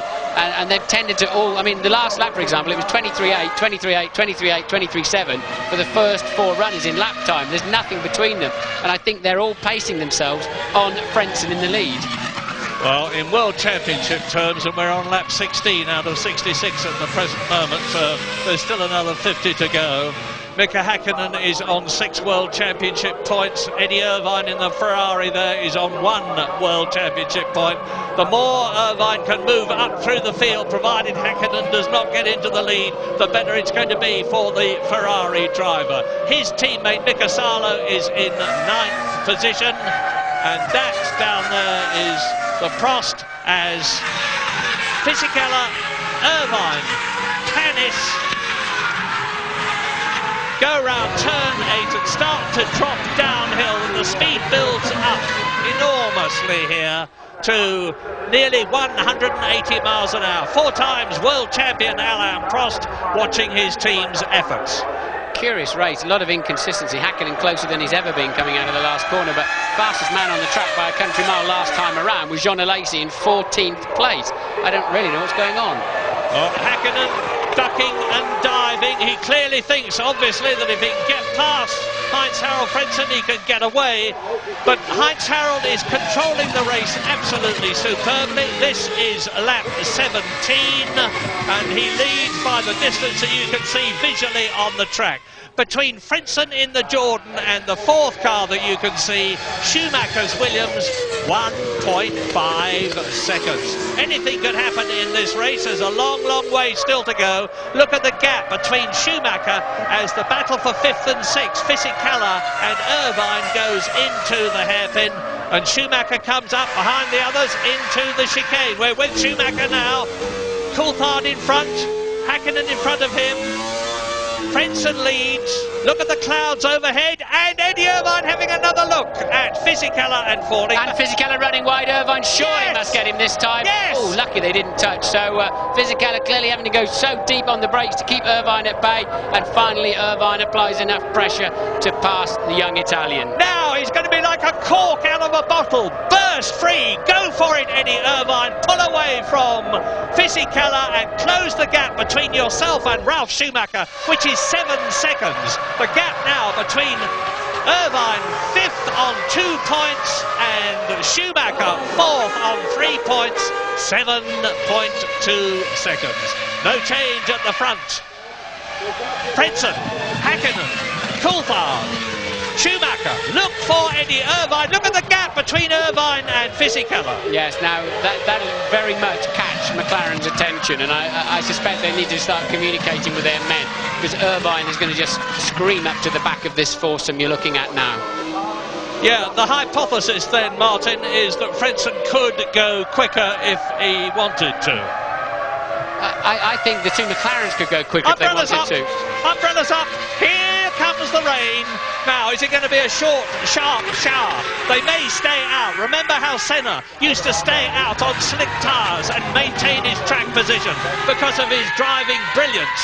Replay. Now here's the move, and obviously Fisichella distracted slightly, brakes very late to keep Irvine at bay, and just puts a half a tyre on the grass, and that gives Irvine the run into the bit curve, and off he goes. But one thing you don't want to be on at the moment is, and that's Ralf Schumacher with a run up the inside of Coulthard. Coulthard's going to have to yield, otherwise he's going to be spun around. Now David's sticking to the outside line. Oh, he's probably got just about enough grunt to get down there. Well done, David. I thought he was going to have to yield there, otherwise he's going to be spun out. But it's getting slippery. And the one thing you're not going to want right now is the harder rubber, because I think the chances of flying off the road are that much easier. Remember what I said about Schumacher, who is on the softer rubber, and Coulthard is on the harder rubber. Remember what I said about Schumacher. If the rain comes down, the power comparatively comparative power disadvantage he's suffering from will affect him less here than the others. Yes, and they're some 3 seconds a lap slower on that lap than they have been previously, so that gives you an idea of how much slippery the track is getting. Indeed, you can see the rain spots there on the lens of the television camera as Mika Häkkinen has got an increased gap between himself and Heinz-Harald Frentzen. This is, and there's, I think Fisichella having yet another moment down there in turn 4, that will be, turn 3 rather, so just before turning into the Ford curve. You can't believe how difficult this is. This is the most challenging moment for any Grand Prix driver. How much grip is there? Every lap is a whole new adventure. The lap before you were okay, there was enough grip, and suddenly you just snatch a brake or turn in a little bit too late and you're facing the wrong way. And the man with the most confidence is Ralf Schumacher. Goes through, passes David Coulthard, or does he? David refuses to yield. Schumacher on the inside line. This is what happened on the previous lap, and once again David Coulthard just nudges ahead of the determined German, and they're both having a go at Mika Häkkinen. Oh, this is incredible, and Schumacher's pass. Ralph's very late into that corner. Well done, he stopped well. I had a feeling he was going to slide straight into the side of Häkkinen. So late on the brakes. Did you hear the roar from the Mercedes-Benz bashed grandstand there on turns 2 and 3 as their countryman Ralf Schumacher moves ahead of David Coulthard. Now he's going to have a go at Mika Häkkinen, and meantime Häkkinen is 3 seconds behind Frentzen on lap 20. Well, we're wondering if they're bringing a Ferrari in. I can see the mechanics out in the pit lane. We've seen a Prost go through. It's way too early for wet tyres. Why are the Ferrari men, so many of them, looking so expectant out in the pit lane? The lap times have now dropped into the 27s and 29s. In fact, Frentzen has opened up a 3-second lead, and this is Ralf Schumacher getting a run at Coulthard and then just going desperately late on the brakes, and I was nervous he was going to snatch a wheel and go into the side of Mika Häkkinen, and Mika Häkkinen wouldn't have known what had hit him. He had no idea Schumacher was coming up the inside of him there, and that's the amount of rain there is out on the back of the circuit. So Frentzen going straight across the chicane, look. So maybe that's okay. He didn't make any places. I think I'd have been. Now this is. Should he go in the pits? They're bringing Häkkinen in. Yeah, Häkkinen in. Should they have brought Frentzen in? Yes, indeed they should. This could decide the race. Mika Häkkinen has got the call from McLaren, a brilliant call, and Frentzen was just that too. He may have been called in for all I know, and he was too far on past the pit lane entrance to be able to take advantage of it. What's the news, James? You're absolutely right. Mika a bit hesitant coming into the box there, but it was Ron Dennis's call. The moment he saw Frentzen was going by, he brought Häkkinen in. A brilliant piece of timing. They had the tyres ready. McLaren, fantastic pit work, very fast. Now Ferrari are ready for Eddie Irvine. Going to Mika Salo first. They're going to put wets on Salo. Or is it in fact dries? Another set of dries. What's coming out of the blanket? I'm just looking, it's wets. They're wets. He's been a guinea pig for Irvine to see what happens. Ross Brawn is keeping Irvine out, and the rain is in fact stopped now. This is going to be very interesting, boys. Well, if Heinz-Harald Frentzen can keep going on the tyres that he's got and the rain has stopped, that may work to Häkkinen's disadvantage. Schumacher is now up into 2nd place. David Coulthard there is in 3rd position. Häkkinen has come in. Eddie Irvine in the Ferrari is going strong. And there is Mika Salo. What an enormously long stop. That shot his race. 38-second pit stop for Mika Salo. We didn't see what happened. We were looking at other things. But he's coming out behind Takagi. He's the last runner except for De La Rosa. And Frentzen goes through another lap on the grooved tyres, the nearest thing we have to slicks these days, as Schumacher and Coulthard tippy-toe round the corner. Yes, they're 1:30s at the moment. That was the cut-off point this morning in the warm-up, where they started going to slicks and went much faster. So this is the pivotal point, and I think there's enough dry track out there to tippy-toe around the dodgy bits and just put up. Now what are they going to put on this? And that looks like another set of slicks to me, James. It is a set of slicks, absolutely extraordinary. When Salo came in a moment ago, they had both slicks and dries ready for him. Right rear. They're not ready on the left rear. There's no tyre. Right rear, I beg your pardon, there's no tyre here. I've never seen anything like it. There's no time to put on. Oh, I thought we had one when the race started, he's saying. Well, this is ludicrous. This is now blown they're going to have a committee meeting about it. Stick it on and send him out. Well, this has blown it for Irvine, blown it for Ferrari. I don't know what's happened, but there was a major misorganisation problem there. Eddie Irvine came in 5th, and he's going out behind Jarno Trulli, who was in 7th position. He's lost a vast amount of time. Meantime, where is Mika Häkkinen? Remember, this is a world championship. He's down in 11th place, and Heinz-Harald Frentzen on the groove tyres, slowing things down, but then Schumacher behind him will be... It's still fairly dry on the right-hand side of the track there. We're on lap 22 now, another 44 laps to go. This is Schumacher going off at the chicane, but provided he does not gain a place as a result of going off, he won't be penalised. Well, that's the bit I was talking about earlier. If you're going to jump the chicane, jump it properly and do a good job, and otherwise you damage the underneath the car or your front wing. I think Ralph got away with it. Yeah, I think he did. He's already had a 2nd place this year, don't forget, and it was only 2 weeks ago at Monza. As is the race settling down a bit. Well, there is Mika Häkkinen now in 11th position, and he's well out of the points. Yeah, and now they're back in the 27s on slick, so Häkkinen's on the wrong tyres. They were a touch too quick on bringing him in. It was a tough call. I wouldn't want to have to make that call, I have to say. But the track is not wet enough for the tyres that Häkkinen's on. It either needs to rain again, or he needs to get in the pits quick. Yeah, meantime, just imagine the potential mental turmoil of Mika Häkkinen, who's seen himself lose the 2nd position, go down to 11th place for something that he will regard as no fault of his own. Remember what happened at Monza, remember what happened at Imola, and he is in 10th position now as a result of Irvine having that very long stop. Yeah, well, that's the good thing for Häkkinen. What was the cartoon pit stop of Ferrari? At least Irvine's back in 13th, Häkkinen in 10th, none of them scoring any points. And it's the two outsiders we talked about, Frentzen and Coulthard, that are currently up there in the podium positions. Salo and De La Rosa are about to be lapped by Heinz-Harald Frentzen, and Schumacher there is less than 2 seconds now behind the Jordan, with David Coulthard in 3rd position. Fisichella has moved up into 4th place. Rubens Barrichello has sailed through the field on the hard tyre shod Stewart to 5th position. Jarno Trulli is in 6th position. Takagi exits the pit lane, and here is Rubens Barrichello coming towards us in 5th position.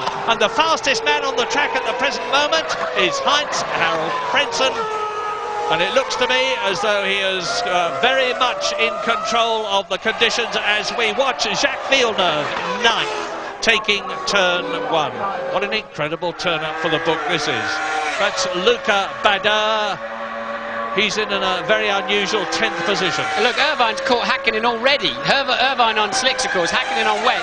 You're on the wrong tyres, Mika, come in. Past Mika Häkkinen goes Eddie Irvine, yes.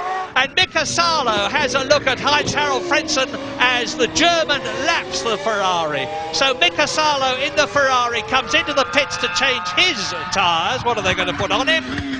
Well, Heinz-Harald Frentzen has lapped one Ferrari, and the point is that Mika Häkkinen is dropping down through the field. He's been passed by Marc Genet, for instance, in the Minardi, who is in 11th position. This is a terrible race for Häkkinen, as the Ferrari mechanics this time seemingly have got a full set ready for Mika Salo.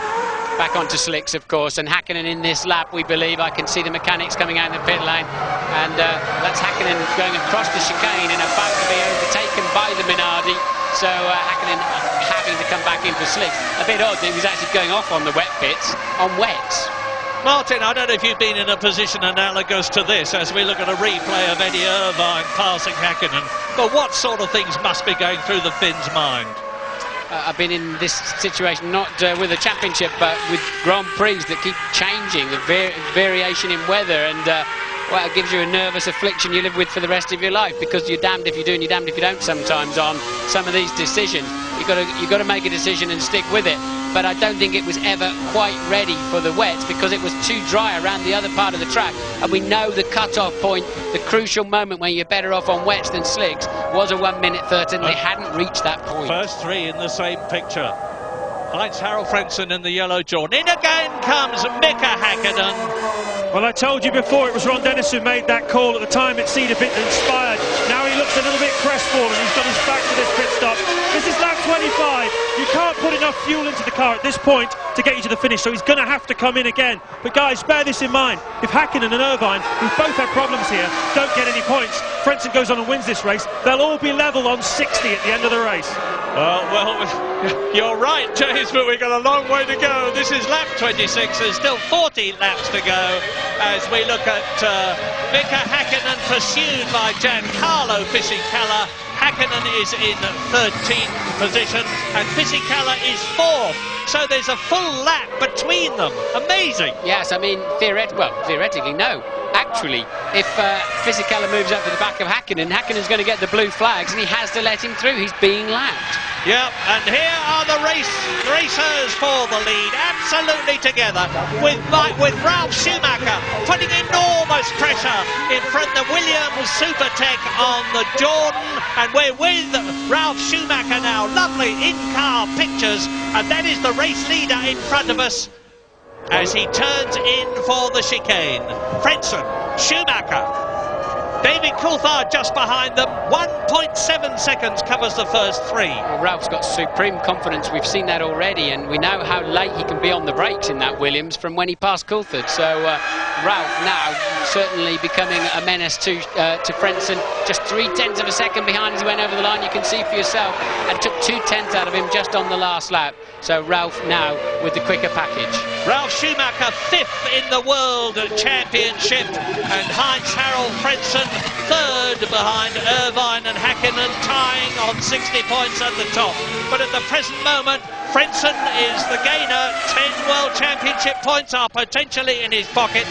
Mika Häkkinen has got no World Championships at the points in this race at the present moment, or as the sign of them. He's in 14th position, and David Coulthard, his teammate, who started 12 points behind him in this race, is on 4 World Championship points for 3rd position if he stays where he is. But look how close he is to Ralf Schumacher.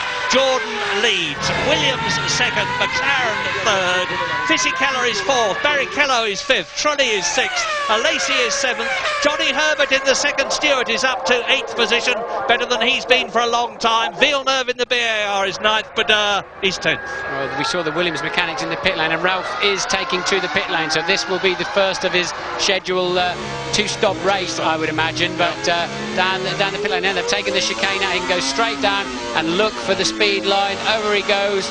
Make sure you don't undershoot too much on your speed, and look for your box of mechanics. There they are now, wheels locking slightly, but calmly in, and just sit there with a little bit of throttle on. Keep the steering wheel straight, wheels going on nicely, fuel still going in, lollipop up.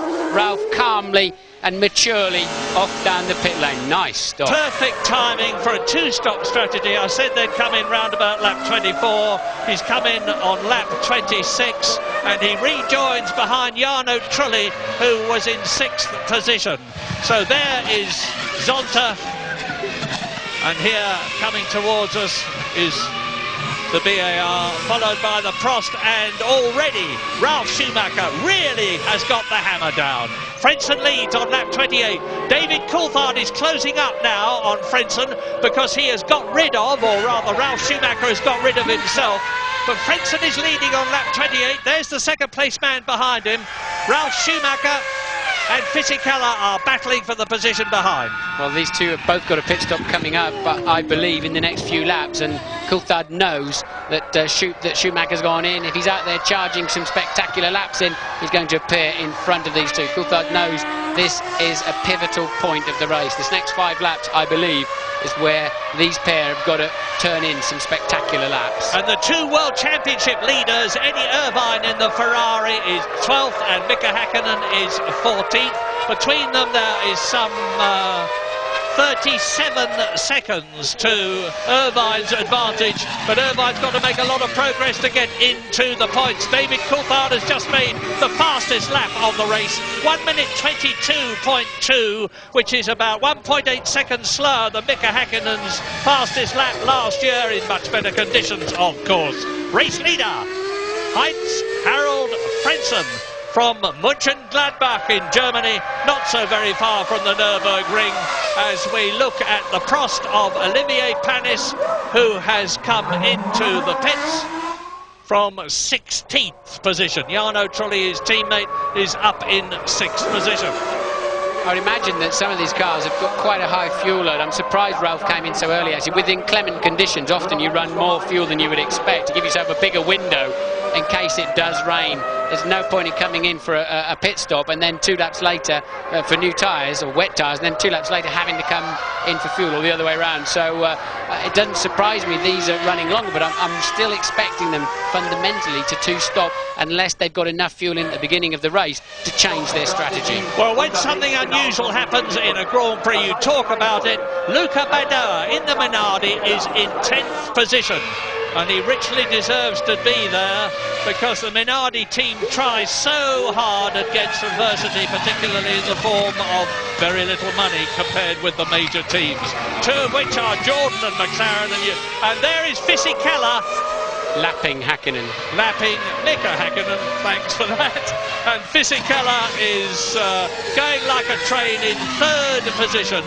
And what a discouraging situation for Mika Häkkinen. 2 pit stops already, 1 for the wrong tyres and the 2nd for the right tyres. Now, this I can't understand. Look, Häkkinen now on the same tyres as the leaders, lapping 2 to 3 seconds a lap slower. Has he given up already? Well, he shouldn't have. No, maybe, of course he shouldn't. But we know the discouragement factor. We know the pressure. That piece that James Allen did was superb before the race began to show us the pressures these drivers are under.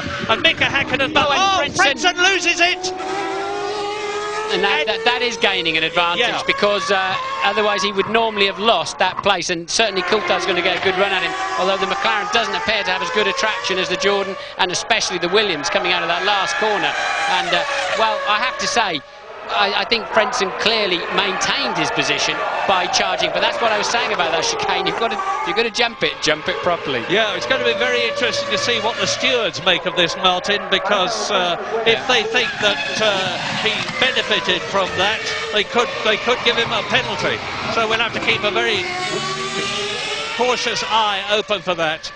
I don't think he did, to be quite honest, but anyway, that's for them to decide and not for me. We're on lap 31. We're already nearly halfway through the European Grand Prix at the Nürburgring, with Frentzen and Coulthard there fighting for the lead, 17 seconds ahead of Fisichella in the Benetton. And that's good news for the Benetton team. They've had some very, very tough times recently with the car that they've been trying to develop to get grip. That's been their problem. Well, he certainly seems to have it in this race, but he has yet to stop, whereas Ralf Schumacher is 23 seconds behind Frentzen and has made his stop. So when Frentzen and Coulthard come in, Schumacher could potentially take the lead. Barrichello is 5th, Herbert is in 6th position, followed by Villeneuve 7th, Trulli is 8th, Badoer is 9th, Aleti is 10th, Eddie Irvine is down in 12th position, and Mika Häkkinen is 14th, both well out of the points. The gaps at the front of the World Championship are closing right up as Coulthard closes on Well, they're moving into one-stop territory now. Obviously, we know it's effectively a 66-lap race after the first aborted start, and here we are, almost half distance. So clearly, the McLaren and this is Fisichella putting the move on Häkkinen, but only to lap him. Häkkinen still down in 14th place, still even since then 2 odd seconds per lap slower. He's just cruising around. He's given up on any points today. Yeah, and we know that the key words in Formula One, there's 3 of them, are never give up. Fight, fight, fight every inch of the way, because you never know what's going to happen. So Mika Häkkinen, if he has given up, most certainly should not have done so. It's the key words in life, isn't it? And Formula One's absolutely no different to that. But where that's a McLaren we can see. Who is that? And if well, it's so, our old friend Takagi again, I think. McLaren in front. If so, where's the yellow Jordan? But it's Hakkinen, so it's not Coulthard. And they're just homing in on taking Hakkinen. De La Rosa, actually, to be fair to Takagi. De La Rosa, who is in 13th position, just been passed by Mika Hakkinen. Yeah, so can Hakkinen pick up the pace? Can he do anything with that? And McLaren ready in the garage now. Frentzen and Coulthard coming in. Here they are. These are the two leaders, the race leader and the second place man. It's going to depend on the pit crews, who gets out first. And remember, they are not allowed to pass in the pit lane. Yes, out goes Frentzen. Where is Coulthard? Right behind him, and the mechanics scatter. And more importantly, where's Ralph? Ralph not in view yet. Ralph coming over the start-finish line now. He will not get ahead of them, and nor will Hakkinen. Hakkinen's a lap down. There's De La Rosa, also a lap down, and there's Ralph. He maintained third place, did not put the hot laps in he needed to during that period when he was at, and that's Frentzen! Frentzen and Fisichella has exited the pit lane. Frentzen stops. He's lost the prop on turn 3. That's his race run, and Eddie Jordan is gutted. Both his cars out of the race, and that is the end of Heinz-Harald Frentzen's chance of winning and getting 10 World Championship points, which means to say that David Coulthard now is on 10 World Championship points. Remember, he is in 4th position in the championship at the moment. He's currently equal on points with Frentzen. Well, Coulthard's the only championship contender currently in a point-scoring position at all. Yeah, if Coulthard wins this race and neither Hakkinen nor Irvine get World Championship points. Here we go, look, this is Frentzen, just a mechanical problem, look, comes out of the pits, maybe it's some kind of drivetrain problem, but, you know, the pits are quite greasy. Normally you don't put too much energy in coming out of there on a day like today, but clearly something gone wrong in the transmission. Coulthard easily taking the lead, and Schumacher now 6 or 7 seconds behind as they pull him out of the way. They covered that under a waved yellow flag. They did not bring the safety car out, so we're not going to have an interruption to the race. You can see the Jordan now well out of danger. Well, the amazing thing is that if Irvine and Hakkinen do not get into the points, we're going to go to Malaysia, the next Grand Prix, with Irvine and Hakkinen on 60 points and Coulthard on 58. We're going for a break.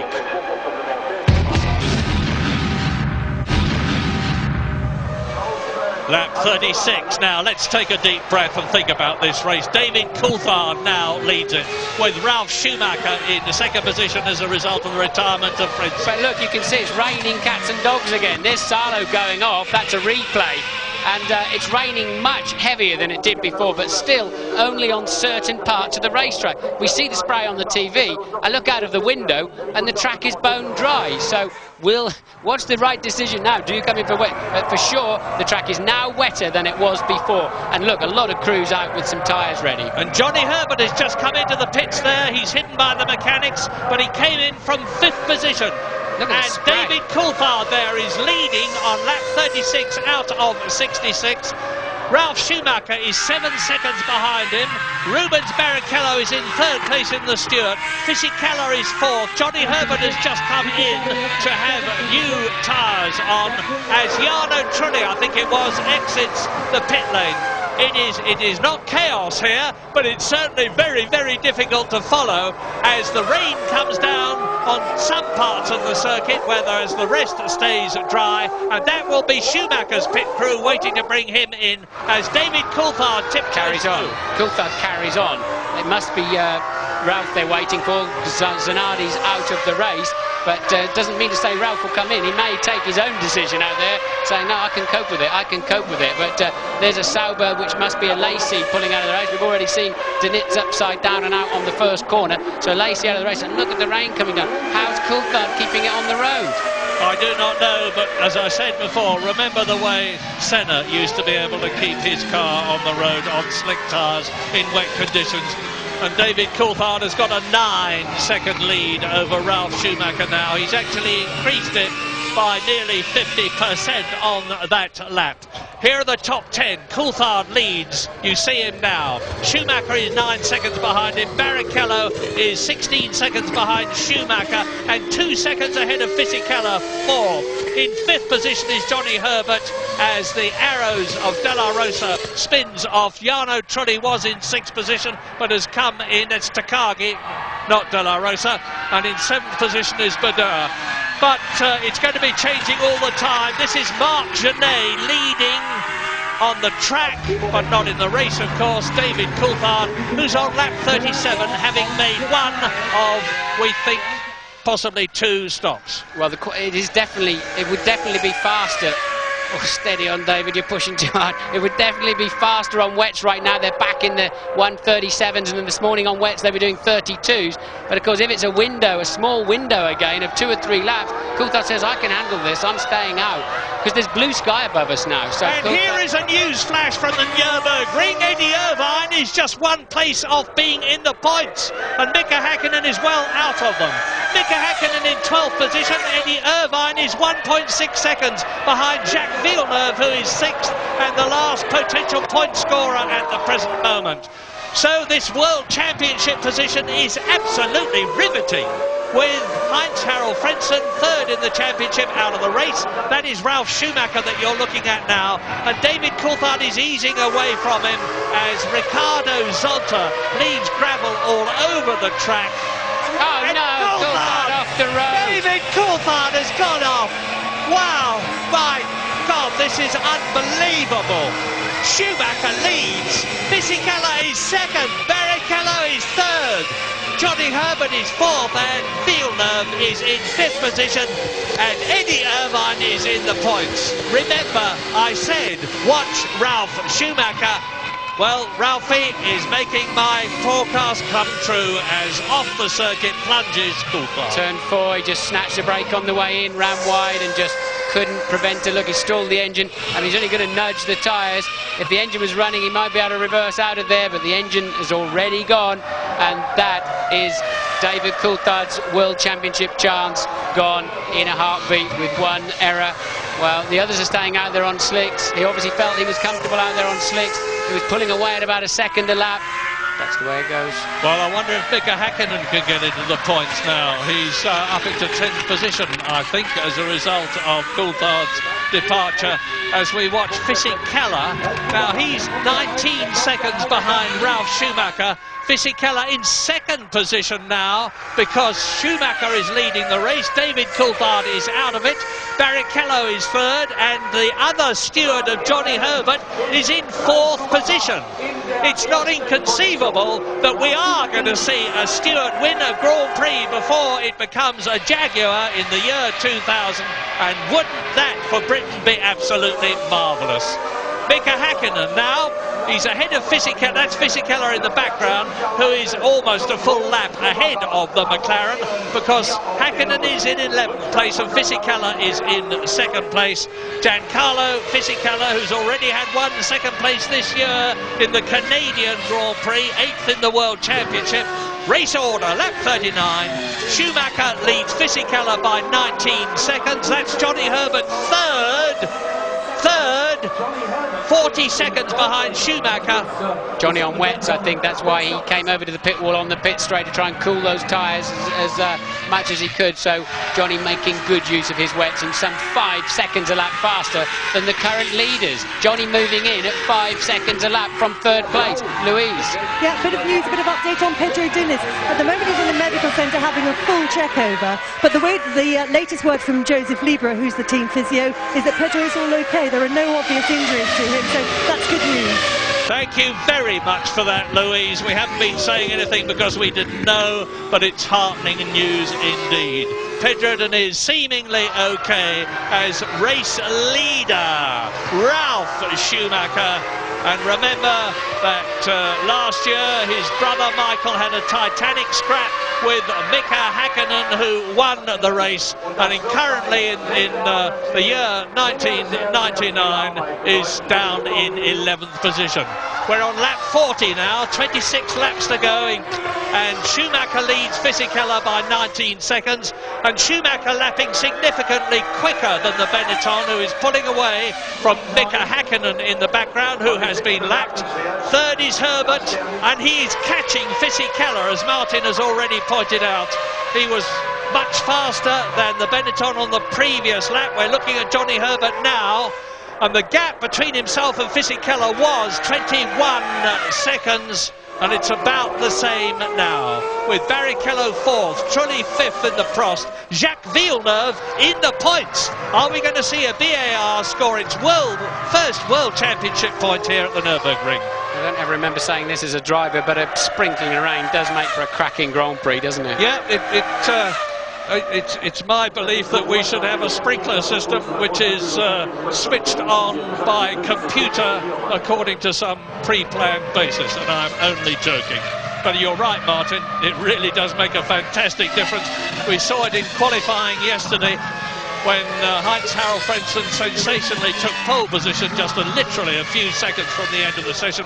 Here is Jacques Villeneuve, the world champion of 1997, and the man who has already won this Grand Prix at the Nürburgring twice, in 96 and in 97.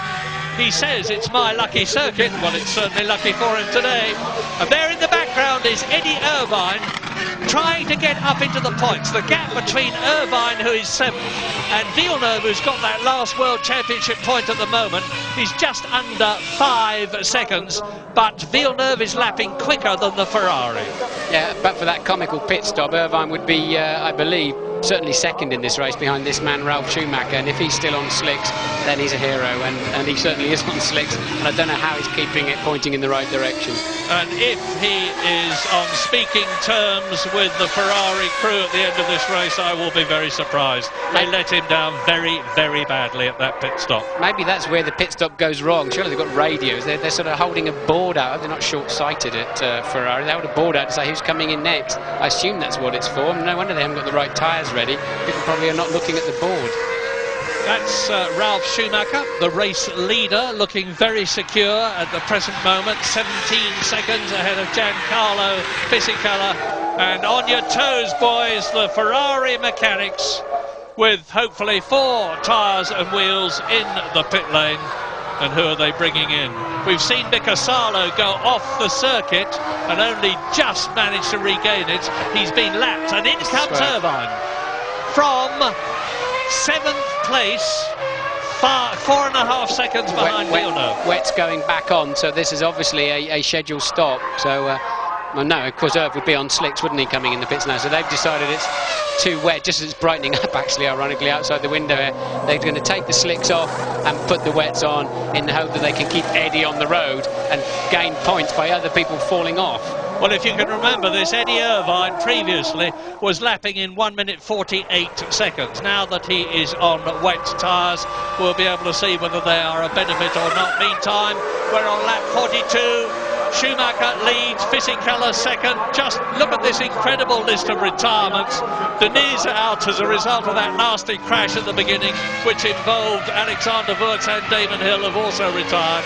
Zanardi out, Frentzen out, heartbrokenly as a result of presumably a problem with the Jordan. Alesi is out, David Coulthard, the race leader, is out. There are 15 cars left in the race out of the 22 who started. We're on lap 42, and Ralf Schumacher, of course, has made 1 stop. It looks a lot brighter, doesn't it, all of a sudden? Look at the sun ricocheting off the trees in the background and lighting up the spray, the plume of spray coming up behind Ralf Schumacher's Williams. Suddenly it's brightening up, and I think the Ferrari could be on the wrong tyres again, unfortunately. Yeah, which again underlines the Senna philosophy of stay out if you can. And that's, I can't see whether that's Herbert or Barrichello involved as he dives through. Well, it was Herbert lapping. Yeah, Mika Häkkinen has really gone to pieces for whatever reason in this race. Well, Herbert's on wets, Häkkinen's still on slicks. And that is Ricardo Zonta, who's just passed the McLaren. Everything has gone wrong in this race for Mika Häkkinen. And this is Giancarlo Fisichella on a replay. What's happened to him? Who's second in the race? Has he gone off? Yes! Now, does he regain the circuit? He was 15 seconds ahead of Johnny Herbert, who may well have gone up to second position as a result of this off-course excursion by Giancarlo Fisichella, who's losing time. Now, does he hit the barrier? Mega wheel spin, of course. That grass and mud is offering no grip at all. But with just a feather touch on the throttle, he keeps it going. Yeah, that's a good recovery from Fisichella. Herbert stage third, but now just 3.4 seconds behind as we watch Ralph fighting the back of the car coming out of the Vidal chicane. And as you can clearly see, just a groove slicked between him and the racetrack. I'm trying desperately to remember when a Williams last won a Grand Prix as I give you the top 6 in this race on lap 43. Ralf Schumacher that you're looking at in a Williams with a Supertech engine, and if he wins this race it'll be the first victory for a Supertech engine. And Fisichella is second, but only a whisker in front of Johnny Herbert, who is fighting for that second position. Jarno Trulli is fourth, Rubens Barrichello is fifth, both the stewards in the top 5. Villeneuve is sixth, and we're going for a break.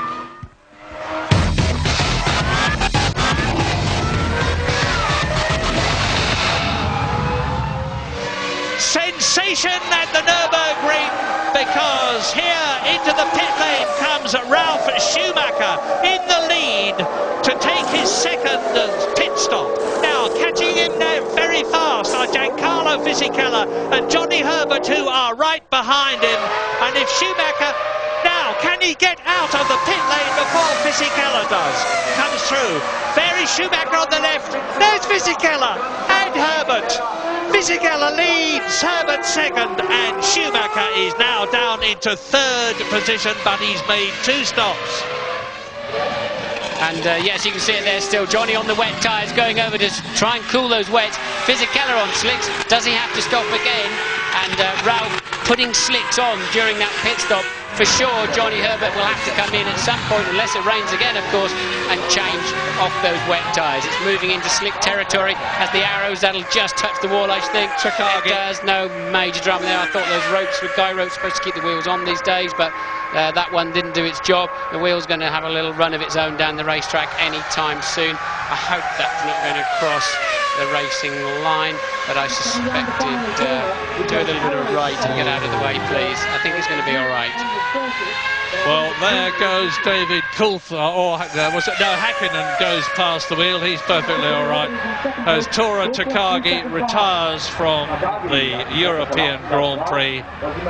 That is his 6th retirement of the year. Here's the replay. Let's see what happens. He loses it all by himself. Goes across the grass where your car accelerates, of course. And Louise Jordan is with Heinz-Harald Frentzen. Heinz-Harald Frentzen, what can you tell us? Suddenly slowing to a halt, what was the problem? Well, I don't know what exactly happened. It's just that when I went out of the pit, I had a full ignition cut, and I need to find out exactly what was the cause for that problem. A similar thing happened to your teammate, Damon Hill, of course. Do you think the two could be related? Probably. We have to check that first. What's your reaction to that? It must be hugely disappointing for you. It's always disappointing, especially when you drop off the race and when you are leading. And what can I say? It's a disappointing moment, but that's life. I mean, this is motor racing. Everything can happen. If you look around, so many things can happen. And luckily, Pierre Denis wasn't hurt too much. I heard he's all right. So at the end, everything counts when everybody is all right. Well, as Heinz-Harald said, anything can happen, and it certainly is in this race. Back to you, Murray. And this is Ralph. You're on board with Ralf Schumacher closing in on the back of second place. Johnny Herbert. Herbert on wets. Ralph has had good grip out of there all afternoon, and Johnny pretty much leaving the way open. But now he's doing the Coulthard and having a charge back around the outside. Ralph's had a Brit round the outside of him, virtually half the times he's been through that corner, but we know how late Ralph can break down into here. The track's wetter than the last time you did this, Ralph, and he knows it too. A lot of maturity that's going on this afternoon from Ralf Schumacher. He's going to bide his time. He's got 20 laps left yet, but Fisichella is some 8 seconds down there in the lead, and that looks like they're going to take Salo out of the race. There's not one of the World Championship contenders currently in a point-scoring position, and the nearest is Irvine in 7th place. But he's only 4 seconds behind Luca Badoa, who is in 6th position. Eddie Irvine, in my opinion, is going to move up into a minimum 6th position, which would give him the lead again in the World Championship if he stayed there at minimum. Quite incredible race this is. Lap 47 out of 66, and you're watching now Giancarlo Fisichella, who is the race leader, and looking for Johnny Herbert, who had that struggle, that tussle with him, because Herbert is in 2nd place, and then Ralf Schumacher is in 3rd position. Fisichella's led races before, of course, with Jordan, didn't he? Hockenheim, I think it was, 97, and possibly Buenos Aires, I think, back in the same year, 97. So this is not completely new territory for Fisichella. Certainly haven't seen a Benetton at the front for a long time. Gigantic turnaround for Benetton this race, and they, like any team that works as hard as they have been doing, deserve all the success they can get, because Pat Simmons and his people at Whitney, at Enstone... Johnny, sorry, but Johnny, something must have happened. Johnny must have been in the pits. Yeah, there he is. So presumably now they'll put slicks on. Yes, slicks going on. Johnny now fueled up and tired up, hopefully to the end of the race, if there's not another sprinkling of rain, which appears to come from absolutely nowhere. You look at the sky, the next thing is raining, and you thought it was blue and clearing up. So Herbert maintains his 3rd place, ahead of Jarno Trulli, who's coming into vision at the back of your screen now. So Johnny still in that podium position. That releases Ralph, who's exactly 10.0 seconds behind leader Fisichella. And if you're confused, here are the top positions in the European Grand Prix. On lap 48 out of 66 in an amazing race, Giancarlo Fisichella is leading Ralf Schumacher by 10 seconds. Johnny Herbert has come into the pits, but I think is still in 3rd position, ahead of Jarno Trulli, with Rubens Barrichello 5th and Luca Badoa 6th, just ahead of Eddie Irvine. Now, it could be that we're going to see a Minardi getting a World Championship point for the first time since Pierluigi Martini a long, long time ago, and they would richly deserve it.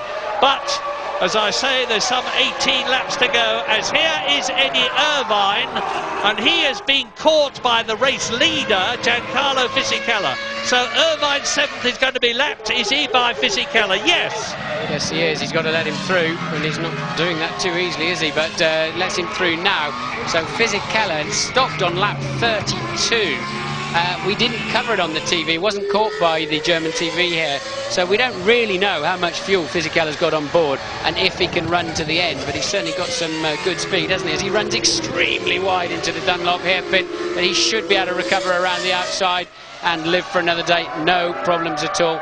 I can't give you a good read as to whether Fisichella has to come in again or not. Well, I reckon he must have to, in which case, as we watch this replay of the Benetton and the Ferrari fighting it out, and there he is, Fisichella! He stalled it too. He's out of the race! He's out of the race! Schumacher leads!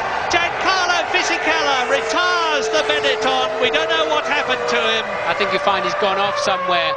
So, well, he's obviously gone off somewhere, but I think you find he's gone off by himself. It doesn't look like a technical problem. He's too far away. He's got to, maybe gets on the throttle too early or whatever.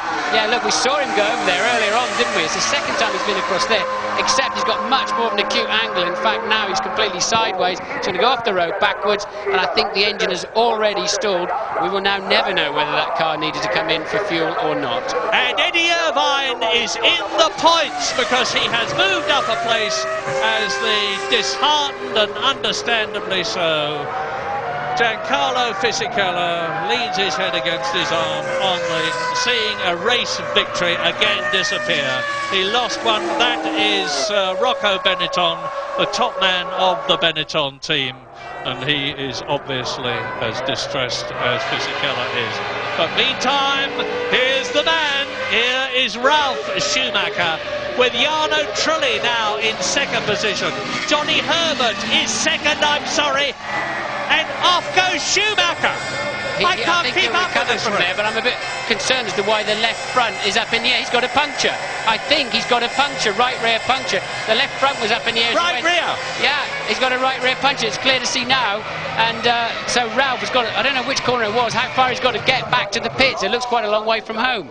Johnny Herbert leads the European Grand Prix. Are we going to see a Stewart victory in its third and last year of Grand Prix racing before it becomes a Jaguar?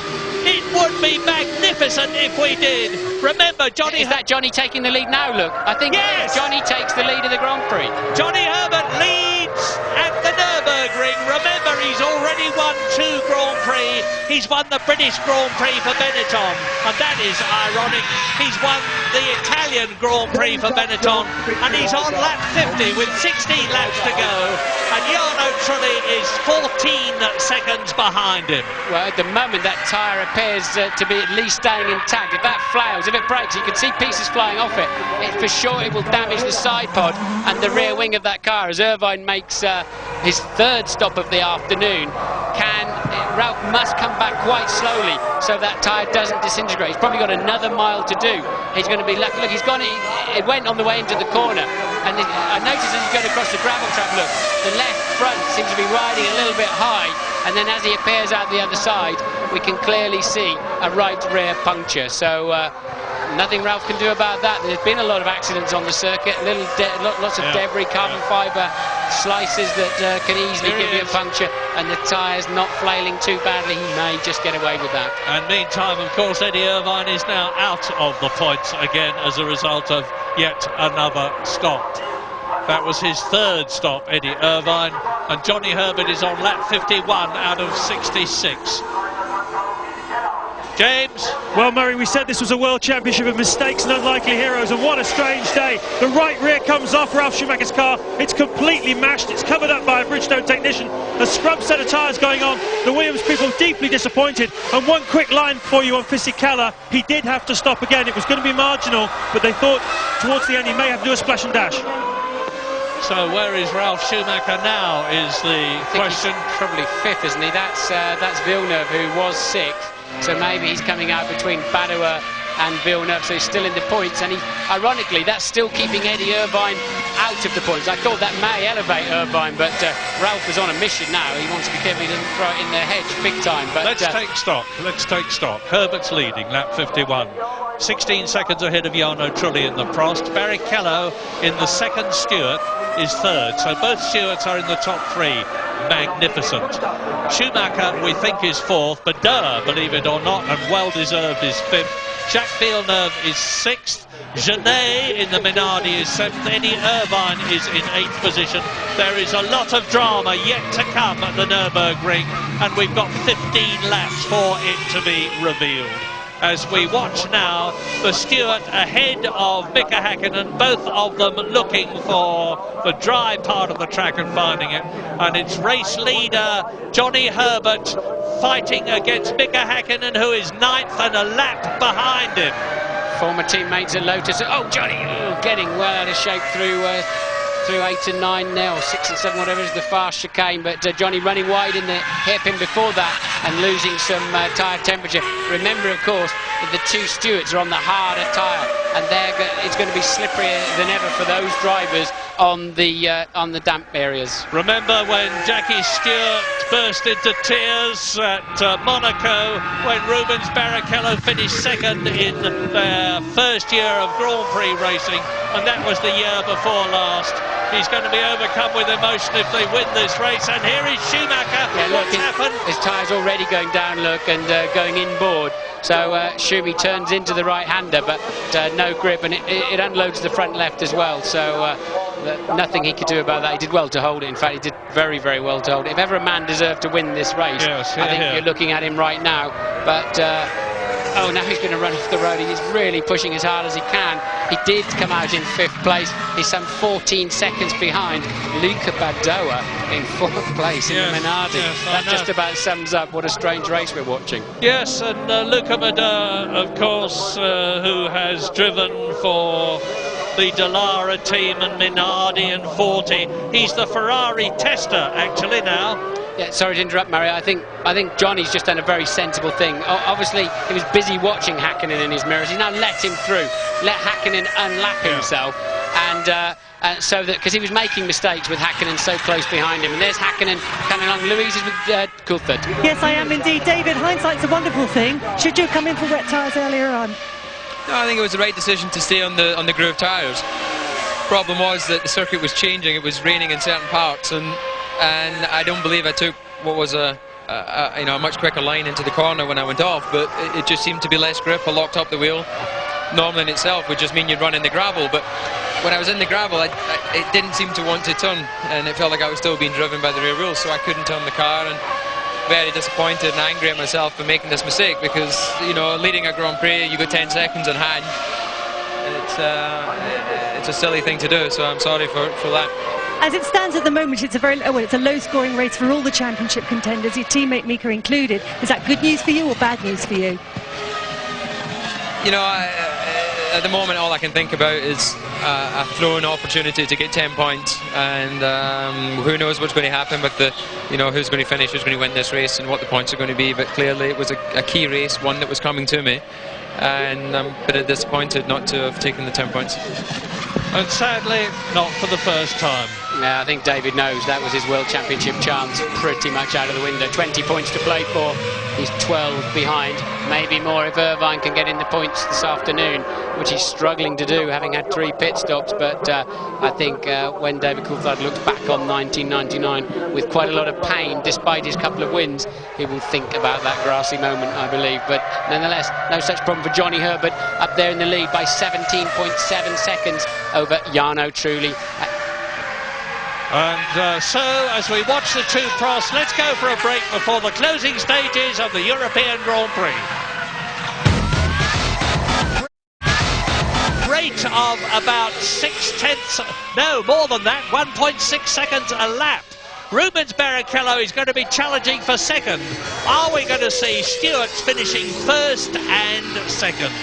Well, Ralf Schumacher is 4th. He is catching Barrichello. Villeneuve is in the points in the BAR. Marc Genet, the Spanish driver, is in 6th position in the Minardi on a potential world point, being caught by Eddie Irvine just out of the points, who is being caught by Mika Hakkinen in 8th position. Zonta is 9th, Panis is 10th, but Durr is out of the race. 10 of the 22 starters are still running. Yeah, look at this. Look, Hakkinen suddenly realised after cruising for most of the race, he can catch Irvine. He's 2.6 seconds behind, and either one of them can score a World Championship point, because they're homing in 2-3 seconds a lap on Genet in 6th place. Hakkinen's finally had a wake-up call, and one of the other of them can still score a championship point. What else can happen this afternoon? Well, if one or other of them does, he will take the lead again in the World Championship. They're tying on 60 points each at the present moment, and just that 1 point could tip the balance in the World Championship with 2 races left. Malaysia on October the 17th and the Japanese Grand Prix 2 weeks later on October the 31st. Race order: Herbert leads Trulli, Barrichello is 3rd and catching Trulli, Schumacher is 4th and catching Barrichello, Villeneuve is 5th, Genet is 6th, Irvine is 7th and catching Genet, Hakkinen is 8th and catching Irvine. In fact, he's right behind the Ferrari now. Let's have a look at it, Mr. Producer. Let's have a look at Irvine and Hakkinen. The problem Barrichello here has got is that between him and Trulli is Trulli's teammate Panis, who I'm sure won't be that helpful, even though he's been booted out of the team for next year. So Barrichello, although he's got the blue flags to work in his advantage, he will be lapping Panis. Panis should move quickly out of the way, but Barrichello's going to have to leapfrog the first blue Prost before he can get at the 2nd blue Prost in 2nd position. Well, Panis is 10th, and a lap down here is the battle between Hakkinen, who is 8th position, and Irvine, who is in 7th place, and they are potentially on a World Championship point if one or other of them we can get past Marc Genet, who is 9 seconds up the road. Eddie Irvine is driving for the championship, and so is Häkkinen. Wonderful stuff. But Häkkinen looks as though he's going to take the Ferrari as Pedro de la Rosa walks in. Well, don't cut away to that. We want to see Eddie Irvine protecting the line there. Häkkinen, will he go around the outside? Surely there's not enough space for both of you. And, well, that was never going to quite be on, I don't think, Mika. But I don't think Mika Häkkinen deserves a point today. He's cruising around in the race, and he could have been so much. It's unforgivable, unless he had some kind of problem. If he did, it's not apparent now. Häkkinen easily the fastest man on the racetrack. That's exactly what happened in the 3000 race yesterday, when Nick Heidfeld, in the same liveried car as Häkkinen, tried to do what Häkkinen has tried to do to Irvine, to Jason Watt, and he failed.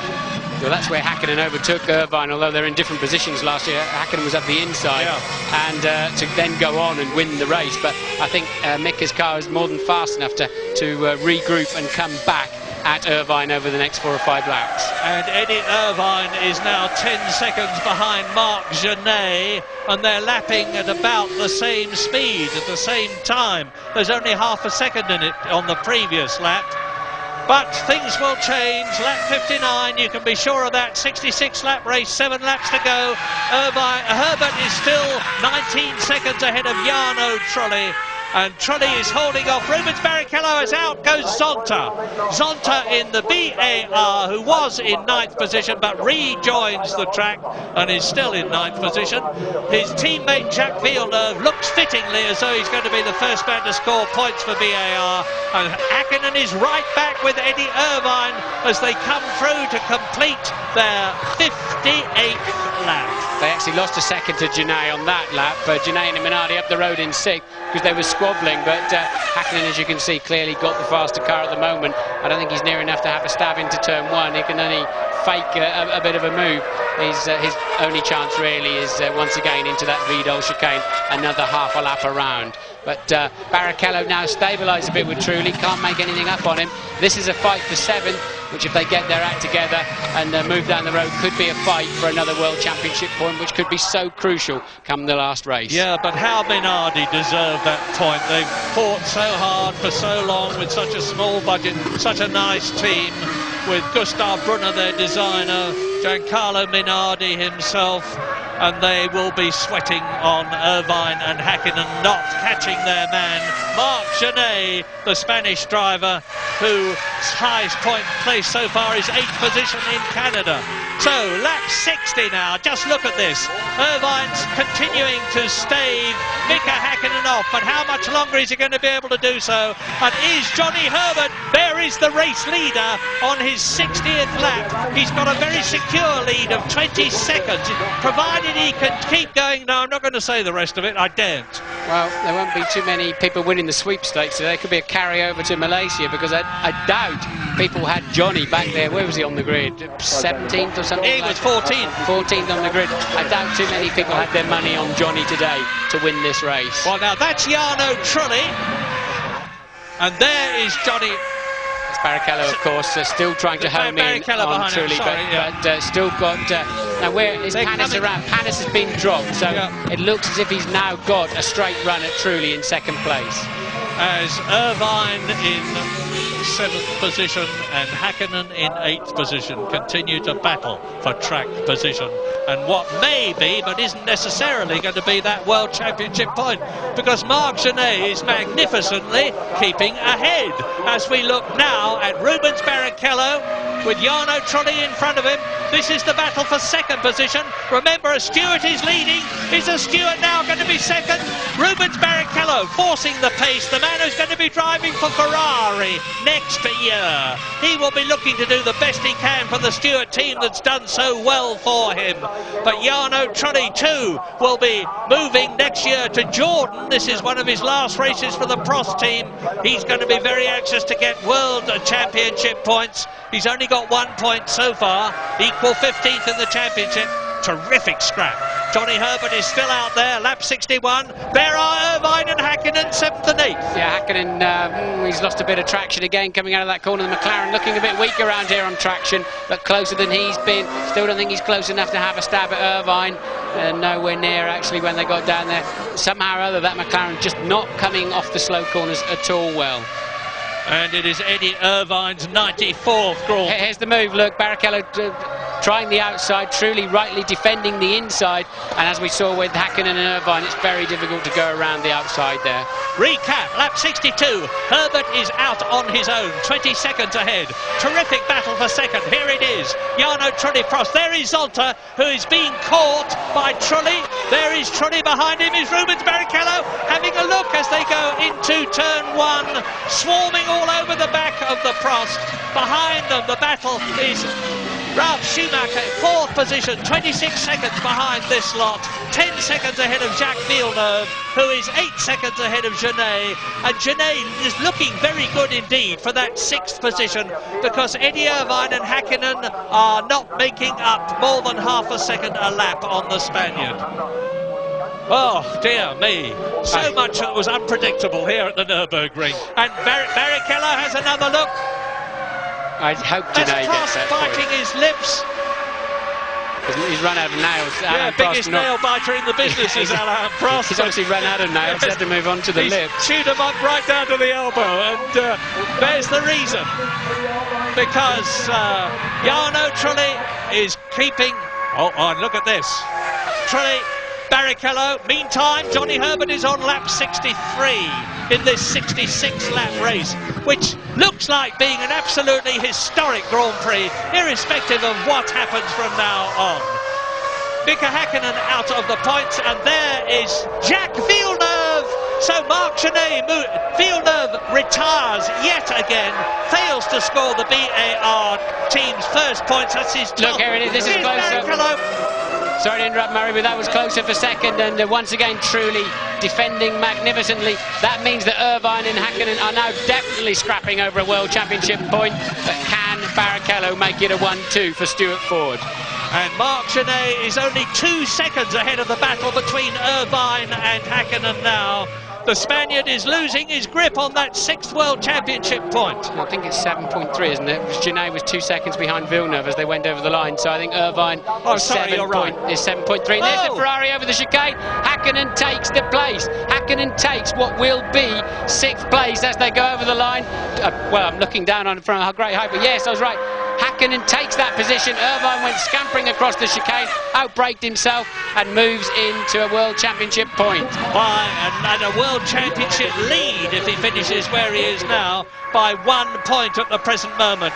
As Jarno Trulli on lap 64 out of 66, implacably. Look at Paul Stewart, he's at the nail-biting business now, and Trulli and Barrichello together again at the chicane as they go through and complete their 63rd lap, and here is a replay. Yeah, this is Irvine just completely braking too late, locking the front left, as you can see, takes to the escape road. Hakkinen remains on track and gets good grip out of there, and that's a pretty serious lock-up, Eddie.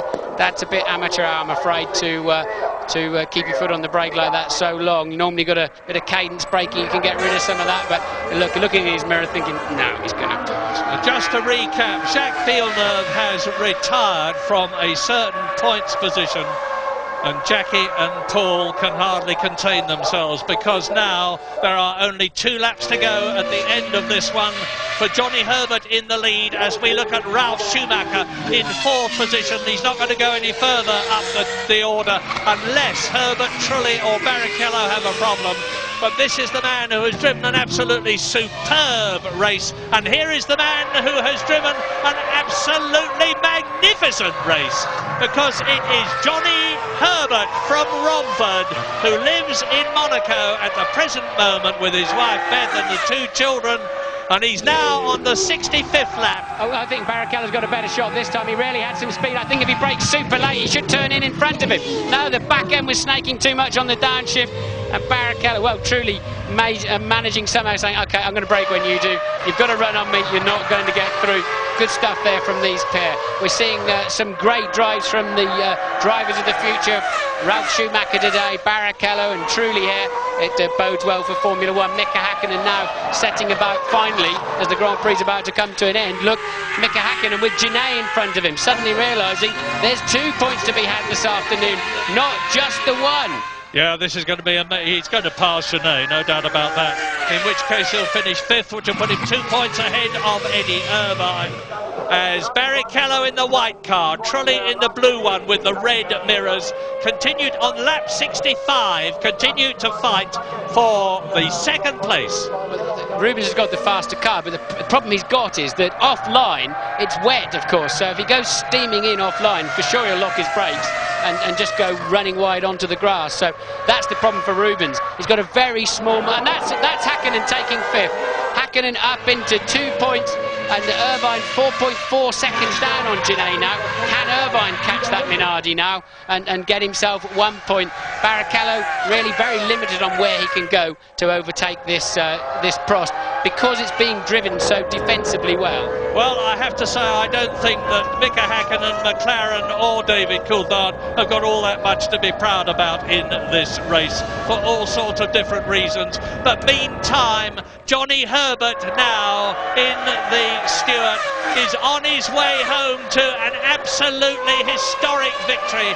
It would be his 3rd win, as Barrichello still fights. He's got a problem behind him, of course, because Olivier Panis and Johnny Herbert is on the last lap now, as Barrichello has a last look, or is it? The trouble is, if you do that, Rubens, if you go for too many of those moves when they're just not on, you'll lose ground, you're on the wrong line. But he's obviously just trying to distract Trulli, because he's not been able to shift him out of those defensive runs up the inside of corners. Now I thought he might just tag him at the back there. So Rubens now has got 1 chance left to pass this Prost before the end of that. You're absolutely right, Murray, before the chicane. And Johnny Herbert is not so far from home now. But look at this, because Panis is pushing, he's a long way behind. And here is Johnny Herbert in the Stewart. Johnny Herbert in the Stewart turns into corner 13 and takes the checkered flag to win. And there is Jackie Stewart. Wow, oh, words fail me. Now is Barrichello going to take that 2nd place? I don't think so. But 1st and 3rd would do very nicely indeed for Stewart. What a fantastic... What amazing development. Barrichello is going to finish 3rd. So Stewart finished 1st and 3rd. Johnny Herbert wins the race. Trulli is 2nd. Barrichello is 3rd. Schumacher is going to be 4th. Who is going to be 5th, 6th and 7th? That's what I want to see. Can Irvine pass Genet on the last lap and get that point? Will the Italians ask Genet to move over and give Irvine that World Championship point? So there's 4th place, man. Now, I want to see down the road and see whether Eddie Irvine... Yes, so 5th place will be Hakkinen. Can Irvine take Genet on this last lap? He was 2.5... No, I don't think he can. He was 2.5 seconds behind when he started the lap. So, brilliant drive from Herbert. Well done, Herbert. Jackie Stewart, Paul Stewart, the whole team. But Hakkinen over for 2. Quite unworthy points in my view. And Genet for a brilliant 1 point. 7th for Irvine, and well, that puts Minardi ahead of BAR in the World Championship. And we're going for a break, but come back for the developments.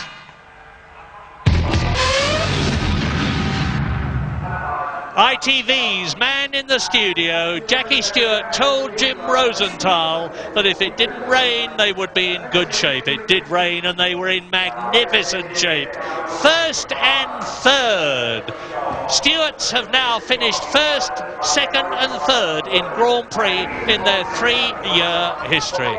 Wonderful. Johnny Herbert wins his 3rd Grand Prix in his quite long career of 143 races.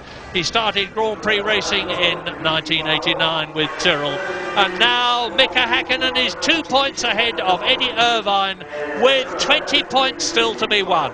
The World Championship has got a long, long way to go. Heinz-Harald Frentzen, despite retiring in the lead, as you look at an overjoyed Marc Genet, who's won a World Championship point for Minardi, richly deserved too.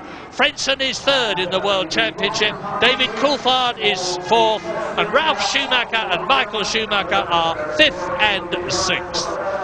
Jackie Stewart won 27 of his 99 Grand Prix and 3 World Championships.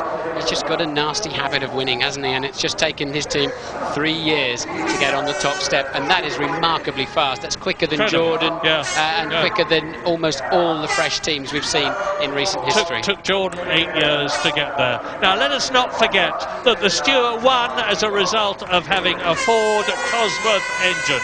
That is Paul Stewart. And Cosworth have made an enormous contribution to this victory. It's now a Ford-owned company, as is Stewart. And Ford are putting the whole complex together under the Jaguar name next year to start off their 2000 year with a wonderful record behind them, a record of achievement, a record of victories. But you can see there the Constructors' Championship, there's still only 8 points in it, and if only Ferrari can get their act together, they could still win the Constructors' Championship, because there are 32 points to be won in the next 2 races. But never mind that, look at this, an historic picture. Stewart white overalls, Johnny Herbert the winner, as the British national anthem sounds out.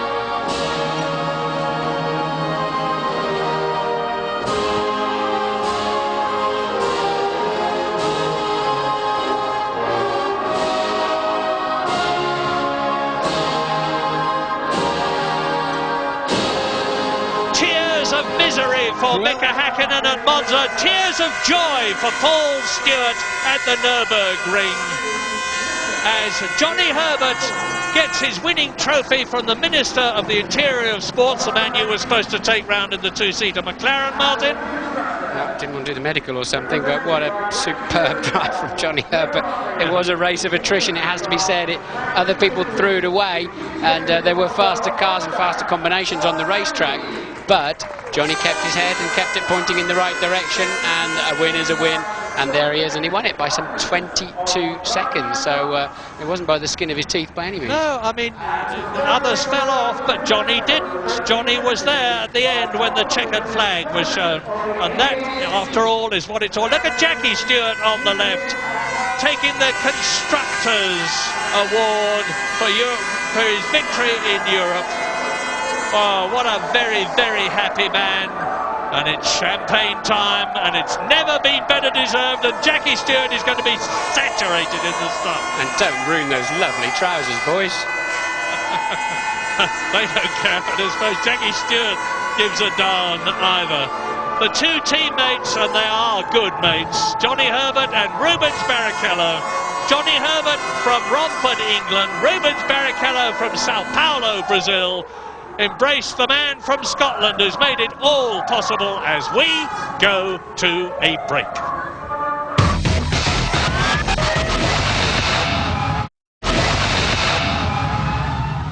You're back with us at the Nürburgring. Magnificent entertainment from the word go. Jackie Stewart, what a happy fella. First win for his team. Here he is with Louise. Jackie, a quick word with you. What a race and what a win. Well, a great day for us, our first ever Grand Prix victory, still with the team colours on it as it was. We need a little bit of luck, but it was a hell of a race and we're very proud, and to have 2 on the podium is pretty sensational. What were the feelings going through your mind in those final laps? Well, I'm very happy. I mean, I never, you know, as a racing driver, I've always concerned myself that you might lose it even in the last lap, so I had myself fairly well under control. Quick word from Paul as well, your reaction? Just unbelievable. I mean, it's a fairy tale, you know, with everything changing for next year. To get a win for us was something that we always wanted to do. To get a win for the Stewart Ford team is absolutely amazing. Amazing doesn't describe it. Well done. Yeah, well done, Paul. Shed a tear after that. That was obviously before Jackie got his drenching. And there we are. There is the top 6 Look at that, some very unusual names in that. Johnny Herbert, really pleased with him, Trulli second. Rubens Barrichello, 2 out of 3 for the Stewarts. Ralf Schumacher, brilliant drive from him, really. Mika Hakkinen, the only one of the big 4 to score, and Marc Genet getting a point for Minardi. And this is how the Drivers' Championship looks. Just 2 to go, remember, and Hakkinen with a 2-point advantage now over Eddie Irvine. Okay, Tony, deep breath. Deep breath and sum it all up. It's very difficult. I mean, there's not enough paper. We're running out of paper in here. Oh, of course. I mean, the first thing is for Herbert that he suffered so much this year with failures. Even in practice, you know, the car coasted to a halt as he came out of the pits with electrical failure. The guy is resolute. He's gone on. He's carried on smiling. His sense of humour's back. He says, I understand I do an impression of him, but I don't. It's unbelievable. And I think that's really, really deserving. But championship battle, that's a different matter. Can you draw any conclusion about where this really leads the Big 4? Well, I mean, it's still all open, really. There's still a chance even for David Coulthard. David Coulthard threw it away. I mean, he led in France when it was wet, and I thought he was going to do it, and then it just looked like he was pushing too hard, and he threw it away. But the big thing for me is Hakkinen. We did a piece on psychology. I think he needs a psychologist after all this, because he dropped his head like he did in Belgium and almost gave up, and we watched him. And then suddenly it was a wake-up call, and he came back into the race. And Irvine, comedy of errors for Ferrari. OK, Tony, thank you very much indeed. Well, now that competition, we have teamed up with the Scottish Motor Show, due to be held in Glasgow in November, and we have some terrific prizes on offer. It's the first Grand Prix of the 21st century and a great place for the race, and you could be there in the Melbourne sunshine. Our fantastic first prize is a VIP trip for you and a friend to next year's Australian Grand Prix with some great hospitality from the new Jaguar team. We've also got VIP packages for 5 pairs of runners-up, trips to the races in Barcelona, Manicourt, Silverstone, Hockenheim and Monza. And there are also 5 Sony widescreen TVs and 5 PlayStations to give away. All you've got to do, answer 2 simple questions with a distinctly Scottish theme. Which city is hosting the 99 Scottish Motor Show? Is it A, Edinburgh, B, Glasgow or C, Aberdeen? A, Edinburgh, B, Glasgow or C, Aberdeen? Question 2, how many F1 championships has Jackie Stewart won? Is it A, 1, B, 3 or C, 5? A, 1, B, 3 or C, 5. The number to dial 0900 122 9966. 0900 122 9966. And best of luck to you all. A lot more reaction from here at the Nürburgring. Interviews, analysis from Tony Jardine as well in our highlight show just before midnight tonight, 11:45. Now, the Rugby World Cup starts this week here on ITV and on ITV2. Live coverage of 41 matches. The opening ceremony is in Cardiff on Friday, and after that the host Wales take on Argentina at the new Millennium Stadium. A terrific 5 weeks ahead of us. The right decision to stay on the groove tyres. Problem was that the circuit was changing. It was raining in certain parts, and I don't believe I took what was a much quicker line into the corner when I went off, but it just seemed to be less grip. I locked up the wheel. Normal in itself would just mean you'd run in the gravel, but when I was in the gravel, it didn't seem to want to turn, and it felt like I was still being driven by the rear wheel, so I couldn't turn the car, and very disappointed and angry at myself for making this mistake, because, you know, leading a Grand Prix, you got 10 seconds in hand. It's a silly thing to do, so I'm sorry for that. Only to have lost 1 point is incredible after really the performance of everybody this weekend. You know, we've made a few mistakes, and we got off very, very light. It was a great opportunity for us to score 10 points today, but didn't happen. What happened with the puncture? Well, at the end, the tyre exploded. That was the rest of the day. But, I mean, you know, those things are happening, and we're looking forward to the next race now. When I went out of the pit, I had a full ignition cut, and I need to find out exactly what was the cause for that problem. A similar thing happened to your teammate, Damon Hill, of course. Do you think the two could be related? Probably. We have to check that first, yeah. I saw Pedro fly past me, and I was very worried, and then I was on the scene, of course, when they were seeing to him, so I was very concerned for him, but thankfully I'm really pleased to hear he's okay. But it was a real disaster.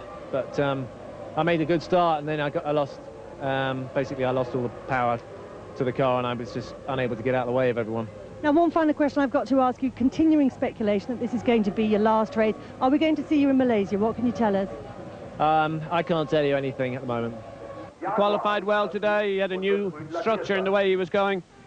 This is really not the moment that I want to start discussing about Damon's future. It's really up to him as well as me to sit down and see what he wants to do. But what's the feeling in your bones? Will he be in Malaysia?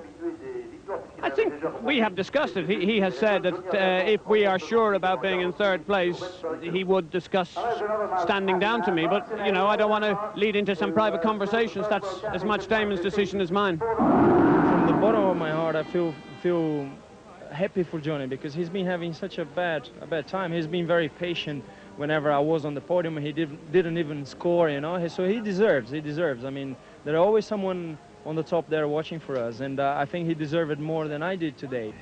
And so Mika Häkkinen's fourth place takes the reigning champion 2 points clear of Eddie Irvine. Otherwise, no real change. Apart from Ralf Schumacher, he's overtaken his injured elder brother.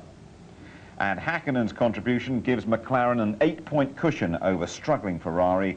Jordan on 57. Now, Williams could still catch them, but it's very unlikely. 14, though, for the Stewarts, puts them right on the Williams' tail. Right, then let's have a word with Tony Jardine. Tell us about the Big Four, Tony. Well, Häkkinen really has lucked in. It was a lacklustre performance by the Finn. I have to say, he dropped his head. David Coulthard seems to have thrown it away. Irvine, despite not scoring, he's still in there, just 2 points behind, so it's still all to play for. But Häkkinen was unbelievable, because on lap 19, the wet came down. It could have been a great gamble, but unfortunately it didn't work because the rain stopped and he came in for wet tyres. Team boss Ron Dennis saw an opportunity, and in he came. Irvine came in, he took slicks, he'd gone up to 5th place, absolutely great. 1 wheel short of a full Ferrari. Ferrari men cannot count. All the faith that he's put in them, all gone away there. And this is poor Heinz-Harald Frentzen, who'd led all the time, even had led chasing DC into the pit stops, come out, electrical failure. He stops, and he had put in a brilliant performance, so frustrated he bashed the steering wheel. The laid-back Heinz-Harald Frentzen, not Norman. Now, David Coulthard, who are absolutely chucking it away. I was so sad for him, but you could see he was pushing far too hard in the conditions on the dry tyres. Off he went, nudges his nose gently in there. He's going to have to obey team orders in Malaysia, I'm pretty sure of it. They don't come much better than that, do they, Tony? But we mustn't forget there was a very nasty accident involving Pedro Diniz, who's okay, but it could have been a lot worse. Well, I find this incredible. It was caused by Damon Hill, as you'll see in a second, because he was slowing down, bunching up the field. The laser goes the inside. There you see the unfortunate Diniz in the Sauber. He caught the rear end of Wirtz and Zanardi going past as well, but the roll hoop broke off. It's an integral part of the chassis. That should not happen. Look at this, because Wirtz has to veer past Hill there. Bang! He's caught the rear end, and over goes the Sauber and Diniz. He is such a lucky boy that that earth is soft, because his head must have been forced back inside the cockpit. The FIA will look very, very carefully at that, and you can see it all happening again. Slithering a lazy on the inside. Look at that incredible roll.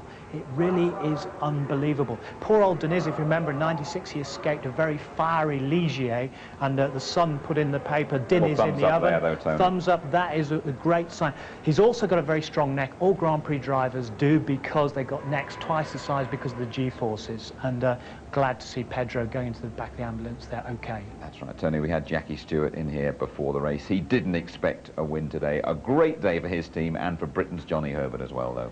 I think it's absolutely brilliant for Johnny Herbert, because he's been the hard luck story of this season. He was the hard luck story last season. He'd had those 2 wins in 1995 for Benetton, one at the British Grand Prix and one in the Italian Grand Prix. Here he is up there, as you say, before the demise of Stewart Grand Prix, and Jaguar takes a look at them in unison there. Barrichello finishing 3rd as well.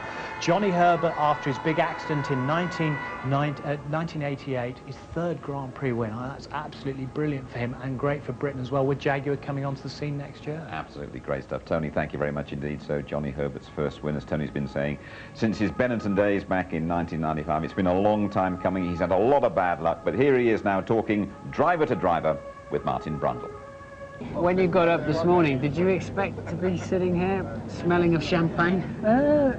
Probably not, I must admit. No, well, the weekend's been a bit, we sort of went for the choice of the hard tyre. We got that lowly grid position, and then the race, we thought we could maybe get some points out of it, but I think just the way the weather turned, it basically went into my favour, because I did a very shrewd but maybe lucky choice of when I came in for my only stop. it just started to rain down the far end. The wind's been blowing dead straight over the circuit. And there was this big black cloud, so it had to go completely over the track, and it did, and that basically made my race. Well, the world's eyes were on the 4 championship contenders, and then, as you said, you had the right tyres on and made the best of them. Yeah. Do you make that call, or is that team decision, or what happened there today? Well, on that time, I made the call because I was very, very fortunate, I have to say, because as I got down to the far end, down to the hairpin, it just started to throw it down, and I was coming in. So for me, it actually made it so much easier for me because I knew it was just going to go across the track. So as soon as I came in, I said, right, it's raining so hard, I think I'm going to go for wets. And you lapped Hakkinen at one point. Yeah, which is pretty nice, I must admit. And so Johnny Herbert leads them home after 100 minutes of compelling drama. Truly second, best ever for him and Prost. Barrichello putting the second Stewart on the podium. Ralf Schumacher fourth, he'll win a Grand Prix soon. Hakkinen fifth with the fastest lap late on. Genet makes his first point for Minardi. Irvine seventh, unusually out of the points. Zonta eighth for BAR, Panis in the second, Prost. Villeneuve, the last classified finisher, although like Badoer and De La Rosa, he'd stopped with gearbox trouble. Fisichella crashed out in the lead. The brakes failed on Salo's Ferrari. Takagi also crashed out. So did Coulthard when he was leading. Alesi's transmission failed. Frenson's electrics went. Zanardi had an accident, and Hill's electrical failure caused the early departure of Alexander Wurz, and finally Pedro Diniz. Your next Formula One action, 3 weeks' time. Brand new circuit in Sepang, the Malaysian Grand Prix. The full ITV coverage throughout the weekend. The action never stopped here at the Nürburgring. Well done to Johnny Herbert and the stewards, but the identity of the world champion is still a mystery that will be revealed in Malaysia and Japan. Good night. Come on, go this time, yes!